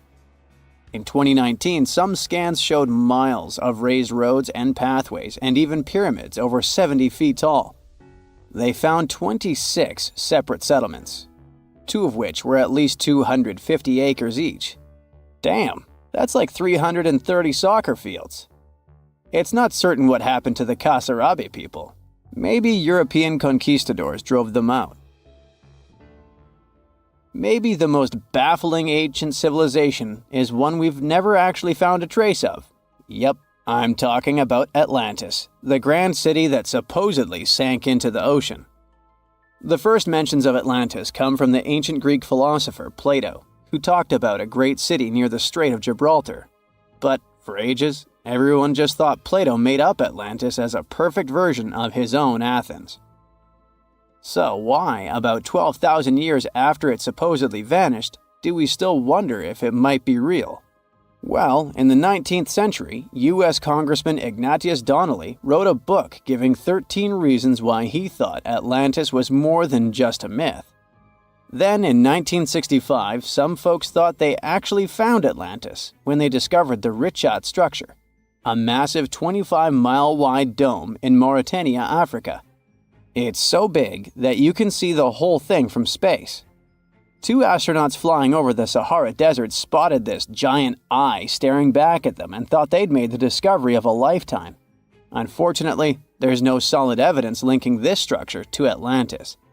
It's believed to have formed from volcanic activity about 100 million years ago.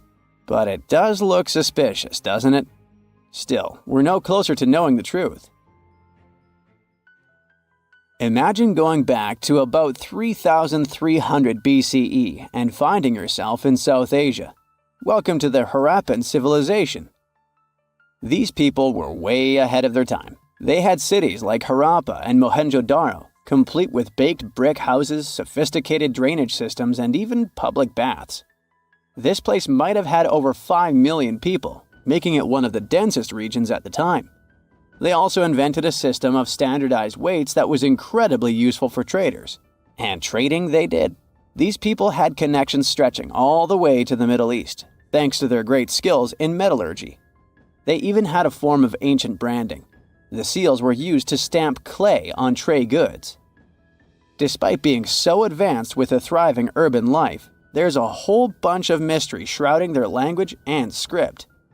We've got bits and pieces of their writing, but no one's deciphered them yet, even with all the technology we have today. We also still don't know how exactly their society worked.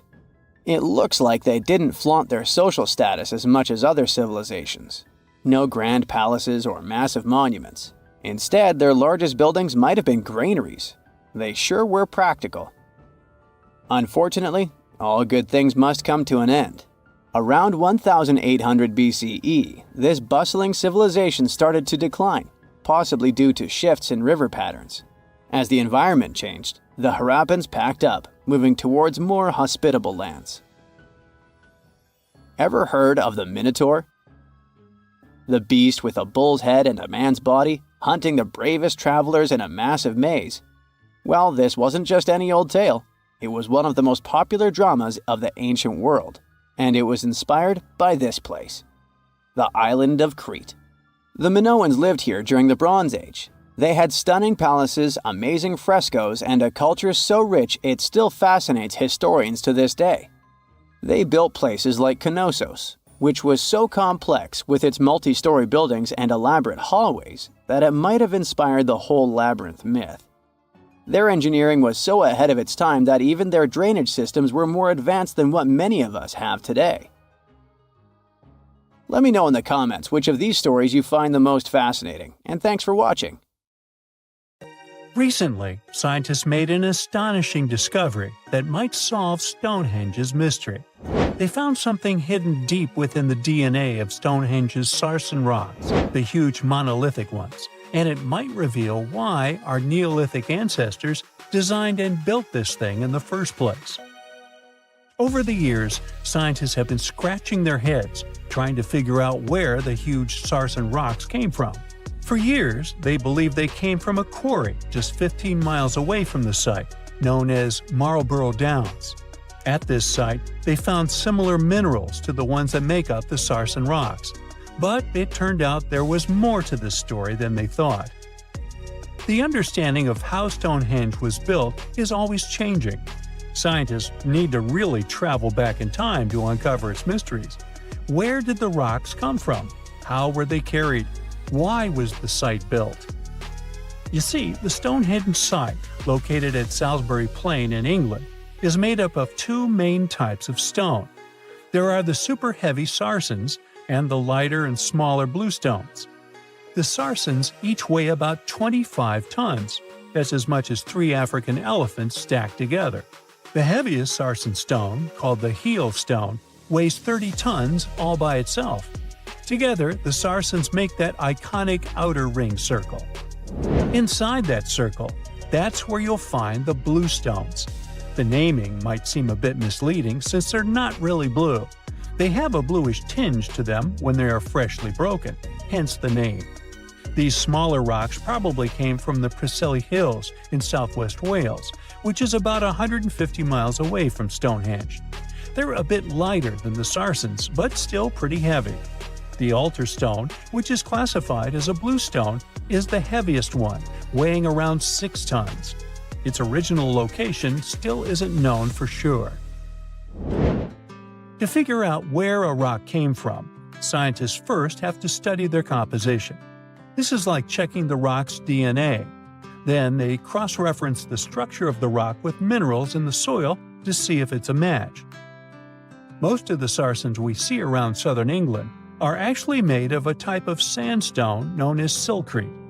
Think of silcrete as sand that's been hardened by underground water processes over millions of years. This process mostly happened during a period called the Paleogene, about 65 to 23 million years ago. These sarsen rocks didn't form in one big slab, but in patches, like nature leaving little rock gardens all over the place. Scientists reason the sarsens spread out randomly, forming in isolated pockets. Over time, many were buried under layers of clay and chalk, which helped preserve them. When ancient builders were on the lookout for materials, these sarsens must have looked perfect for something impressive like Stonehenge. Actually, sarsens have been used in everything, from Roman villas to medieval churches, and even in things like road curbs and old field walls. One could say these rocks were the it material for ancient builders, and continue to be popular even into more modern times. This fact made scientists start wondering that maybe not all sarsen stones that were used to build Stonehenge came from the same place. They've identified sarsen sites all over the UK, in places such as Oxfordshire and Kent. After hundreds of years of studying the sarsens, geologists finally had the right type of technology to determine the origin of the stones. Now, I wish I could tell you that it was some undisclosed location very far away from the site. But, as it turned out, the sarsens were originally from Westwoods, the forest near Stonehenge. A new factor came into play when excavations uncovered empty stone holes, showing that at least 6 bluestone pillars were removed from a Preseli Hills site called Wan Main in prehistory. They had a stone circle over there, and it's believed that some of Stonehenge's rocks were recycled rocks from this more ancient circle. If this is true, it might be that Stonehenge is part of a much larger landscape of ancient sites. If this is the case, then Stonehenge is just the cherry on top of a much larger scale project. Think of it as the sacred centerpiece of an entire landscape of monuments, mounds, stone circles, and things. This is why scientists want to find out where the rocks came from so badly. It could lead to why and how Stonehenge was built. Now, Stonehenge didn't just pop up overnight. It was built in several stages over hundreds of years. It's likely that it wasn't a single unified vision, but more like a big community project that evolved over time. With each generation, the builders brought in their own ideas, creating a stone structure that would last for ages. The first stage was around 3100 BCE. That's when people dug out a circular ditch and likely set up some bluestones as sort of a starter ring. Later they added the Saracens and even topped some of them with horizontal stones to form those famous arches you see today, also known as the trilithons. These ancient builders had some challenges on their hands. How would they move the rocks? There's an old theory known as the ice road that suggests that the rocks were moved by natural icy pathways that formed during the winter. This way, they could slide the rocks down all the way to Stonehenge. But hey, if we're talking about a distance of over 100 miles, that's not too realistic.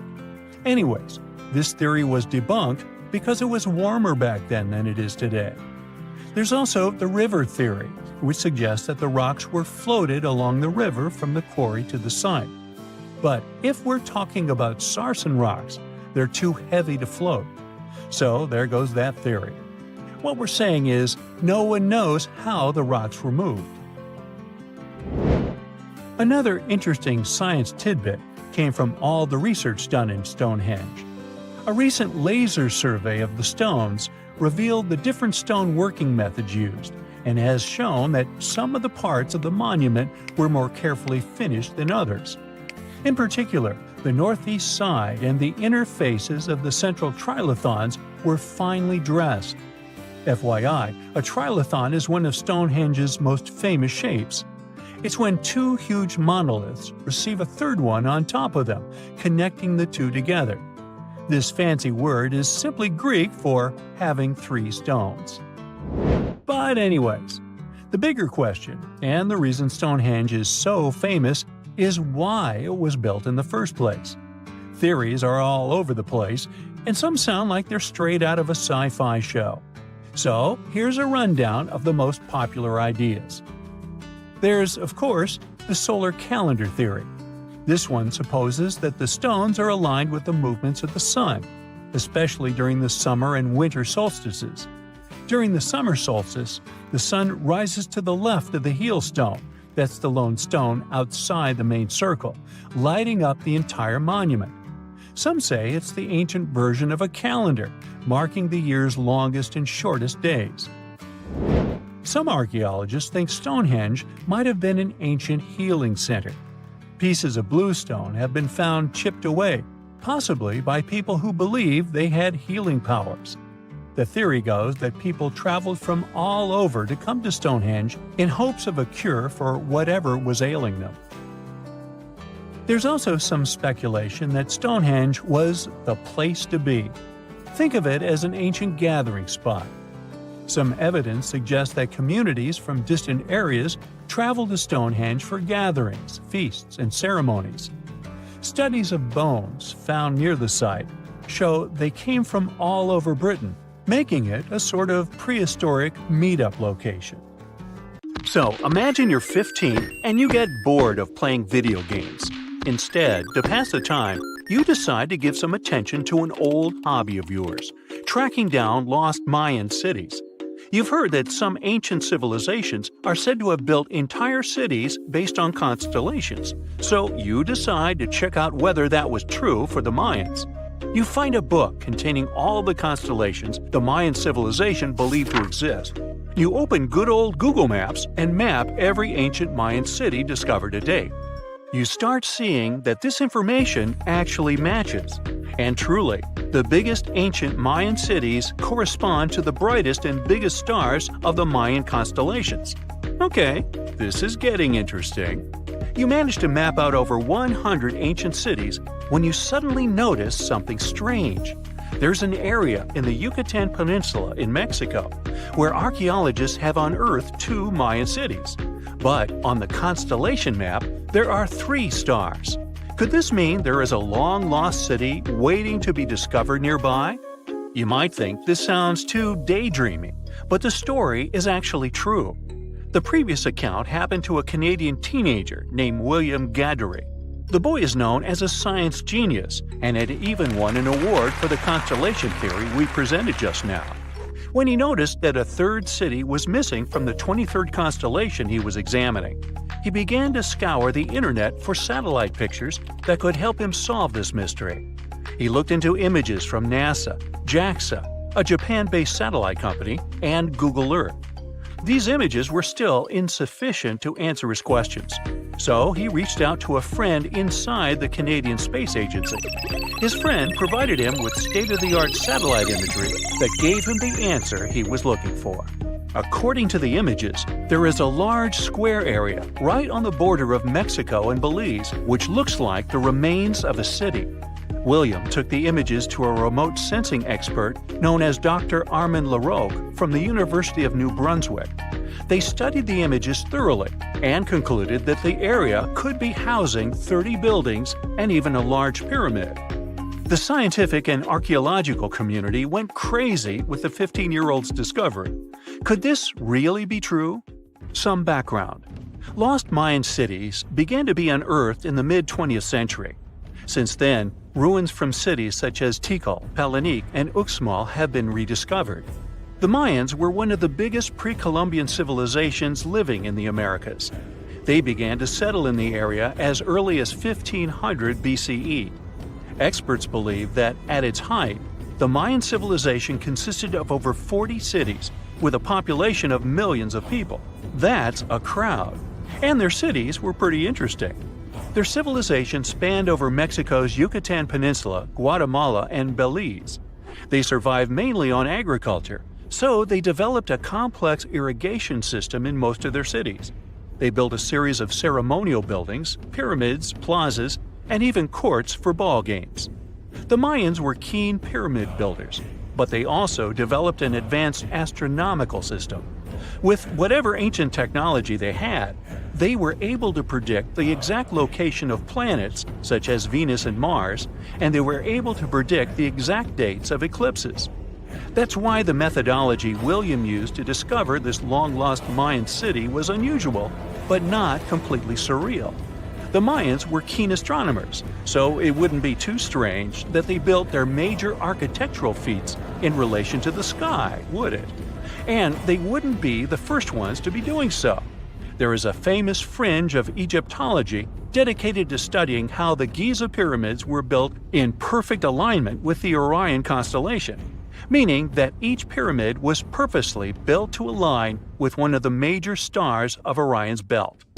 According to William, he first had the idea to look at the Mayan constellations because he couldn't understand why the Mayans built their cities where they built them. Most major cities, such as Chichen Itza and Uxmal, aren't near any rivers or significant bodies of water. Instead, they're built on marginal lands and on top of mountains, which confused the 15-year-old. His next thought was that it might have something to do with astronomy. William named the new city he discovered Mouth of Fire, which is also my nickname, and he even won a merit award for his hard work. However, his theory was very much contested inside the archaeological community, and many Mayan experts worked to debunk William's findings. Some archaeologists say that constellation theories are too unscientific. Anthony Aveni, a renowned anthropologist and astronomer, referred to William's methodology as an act of creative imagination. He explained that there is no way to be sure what the Mayan constellations really were. It's all just hypothetical. Another debunking of William's findings came from Mayanist David Stewart, who said that the object identified on the satellite imagery is nothing but an old cornfield. His claim was supported by an expedition that took place near the area in 2021, when the archaeologists present reported there was nothing at all in this area. Still, a 15-year-old boy almost found a long-lost Mayan city, which is pretty exciting if you ask me. Similar techniques as those used by William are actually being used to unearth lost civilizations all over the world. According to space archaeologist Sarah Parquet, satellite imagery has been a key player in discovering ancient cities in Egypt and other places. Sarah herself spends most of her days scouring images for any sign of where there could have been cities long ago. What happens, she says, is that any time you have something buried, it's going to be covered either by vegetation, soil or sand, or some other modern construction on top of it. In order to assess whether there is something hidden under large canopies of vegetation or not, she uses infrared technology, for instance. A major recent discovery in Brazil was done in a similar way. Satellite imagery detected a network of trenches dating back to 200 to 1200 CE. These suggest settlements that could have supported around 60,000 people. But in this case, the satellite imagery did indeed correspond to what was on the ground. Researchers from the University of Florida found several mounds that were accompanied by ditches and geoglyphs. Archaeologists also found remnants of carefully designed walls, centered around plazas, much like the type of construction done by the ancient Mayans. Advances in satellite tech have also shed new light on long-discovered ancient Mayan cities, such as Tikal. Located in the heart of the Guatemalan jungle, Tikal is believed to have been the capital of the ancient Mayan Empire. At its height, it was comparable in importance to cities such as London or New York in today's world. It was composed of a series of complex monuments, many of them believed to have been the resting places of kings and chiefs. Tikal is already known to have been big, but recent discoveries show it could have been even 3 times larger than what scientists originally believed. The main discovery revolves around a fortification on the outskirts of the city, indicating how far the original city stretched. And new discoveries still take place. In 2017, researchers also unearthed new clues regarding the potential causes of the decline of the Mayan civilization. Using data from a site in Cebu, located 62 miles southwest of Tikal, scientists analyzed radiocarbon data from ceramics and archaeological excavations to extract new information about the sudden demise of this great civilization. The information shows that, instead of a sudden collapse, the Mayans most likely collapsed in waves of social instability and political crises. These events are believed to have deteriorated Mayan city centers and began causing the dispersion of the Mayan population. Wow, it seems like it's a prime time to uncover ancient ruins. What do you say? Will you give it a try as well? Today we're going to an art history trip. Our main focus is to unravel the mystery of whether or not ancient statues has always been white. We'll visit museums and even time travel to try and get a glimpse of what these statues were really like back in the day. To kick off our tour, we land in New York. We climb the famous steps of the Met, the Metropolitan Museum of Art, and walk inside this enormous museum. You walk down the aisle and get to the room where one of the world's biggest collections of ancient Greek and Roman statues is held. Admiring the large array of statues, one thing seems evident. They are mainly white. It makes sense since their primary material is white marble. For centuries, historians, archaeologists, and researchers in general have always taken this fact for granted. Weren't these statues always white? Until recent decades, this wasn't something that people discussed. But in the 1980s, researchers unearthed an ancient Greek statue that was clearly pigmented.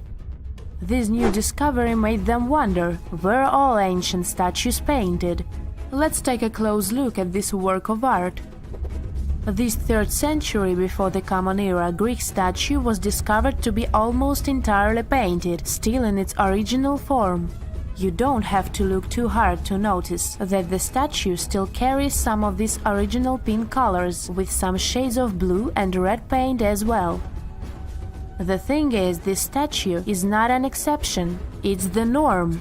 As it turns out, ancient civilizations did paint their sculptures with bright and vivid colors, but somewhere along our historic timeline, this information got lost. According to researchers, pigment in sculptures was a way of bringing their representations closer to real life. We live in bright colors, so art might as well reflect that, right? Right! So let's take a few steps back to understand what happened. So why are our museum's galleries filled with white statues as far as the eye could see? You might have heard of Michelangelo. It's a famous Italian sculptor who carved the iconic David and painted the ceiling of the Sistine Chapel. Michelangelo was one of the most emblematic painters of the Renaissance. The Renaissance was a historical period when European artists, philosophers, and scientists developed a renewed interest in the creations of ancient Greece and Rome. Artists like Michelangelo studied a series of Roman sculptures, like this one, the Laocoon and his sons. They fell in love with their lifelike figures and pristine white marble. The one thing they didn't know, and didn't have the technology to know, was if the colored pigments from those sculptures had faded. After all, they were found after years of being buried or left in the open air. It's speculated that this statue, the Laocoon, had colored snakes and mantles, for example. When the Renaissance artists set out to pay homage to ancient artists, they left their masterpieces bare too. They carved directly onto the marble and left them white, without pigmentation. Probably because that's the way they thought things were done in the old days. The works of Michelangelo and his peers influenced a whole generation of sculptors after that. So this way of doing art traveled to modern times without much questioning. However, evidence of color pigments in ancient statues is abundant. Some researchers show that scholars have known for at least a century that ancient sculptures weren't originally all white. Other studies suggest that this discovery might have happened even earlier. In early 1980s, archaeologist Vincent Brinkmann made a huge discovery. During his time as a student at the Ludwig Maximilian University in Munich, he developed a technology that was able to detect polychromy in ancient samples of Greek statues. Polychromy is an art of painting in several colors. Anyways, he was taken aback by his discovery and confused as to why and how other researchers and archaeologists weren't talking about this. As it happens, the first discovery that ancient statues weren't all that white happened a long time ago, way before Vincent was born. It happened during the unearthing of Pompei back in the 1700s. As you may know, the city of Pompei in southern Italy was completely covered with lava after the sudden eruption of Mount Vesuvius. The city was destroyed, but the clouds of ashes that arose from the lava managed to preserve a lot of the city's structure through time. Thankfully for art historians and archaeologists, Pompeii became a digging ground for understanding ancient Rome. Researchers found several conserved frescoes that depicted scenes of daily Roman life. In one of these paintings, an artist is seen painting a sculpture. This fact was recorded by a very famous art historian known as Johann Joachim Winckelmann. He is also considered the father of art history. Now let's take a closer look at another famous statue. To see this one in person, you'll have to fly all the way to Rome and visit the Vatican museums. The statue you're looking at is a classic representation of Caesar Augustus. In case you didn't know, he was the founder of the Roman Empire and the first emperor of Rome. He is important. The sculpture you're seeing is called the Augustus of Prima Porta. You may have seen this before, probably in a history textbook. The thing is, it's always depicted in its white marble form. But according to an archaeological finding from the 1860s, the original statue was way much more colorful than that. According to archaeologists, the statue of Augustus de Prima Porta has a crimson tunic, yellow armor, and a purple mantle. It's important to keep in mind that colors weren't made artificially as they are today. Artists could only produce color from natural resources, so purple, for example, was an extremely difficult color to make. Back in the day, they derived purple from the mucus of a rare species of snail, meaning that anyone who used the color purple to pigment their art and clothes was powerful and wealthy. Well, this looked like enough proof for me that ancient statues weren't always white. But as we can judge by the look of our modern museums, there didn't seem to exist enough interest in the art community to further explore polychromy on the ancient statues. But remember that archaeologist we talked about, Brinkmann. Well, he has been collecting data on polychromy since the 1980s. At a certain point, he even began making colored replicas of such statues. The technology used is far from simple. To reconstitute these ancient works of art, Brinkman makes a 3D plaster copy of them. Then he paints them by hand with the help of his wife. To find out which color were used in the original sculptures, Brinkman uses UV light. Certain pigments glow under UV light, exposing traces that would otherwise be invisible. Take this colorful archer as an example. Look at these colors. This piece is the reconstruction of a marble archer in the costume of a horseman. To accurately depict the archer, restorers had to research a lot about the history of the region where the art piece was originally found, since colors have a cultural meaning. That, together with UV technology, allowed for the reconstruction you can now see. It seems very far from the idea we have of what the Greeks would make, but this is supposed to look exactly like the original one. According to Brinkman, we shouldn't be so surprised that ancient Western civilizations used bright colors to depict their realities. After all, the Romans and Greeks were heavily inspired by the works of art of Egyptian civilization, Old Mesopotamia, and Asia. For example, if you look at the famous Egyptian Sphinx, you might be led to believe that it always looked that way, but that wasn't at all the case. Modern studies and virtual reconstructions of the monument show us that the monument was very colorful. The body of the statue is believed to have been painted terracotta, while the regal headdress that circles the head is meant to have been golden blue. All of these were considered important colors in Egyptian times, and it was only suitable to use them to depict a pharaoh. That's it for today. So hey, if you pacified your curiosity, then give the video a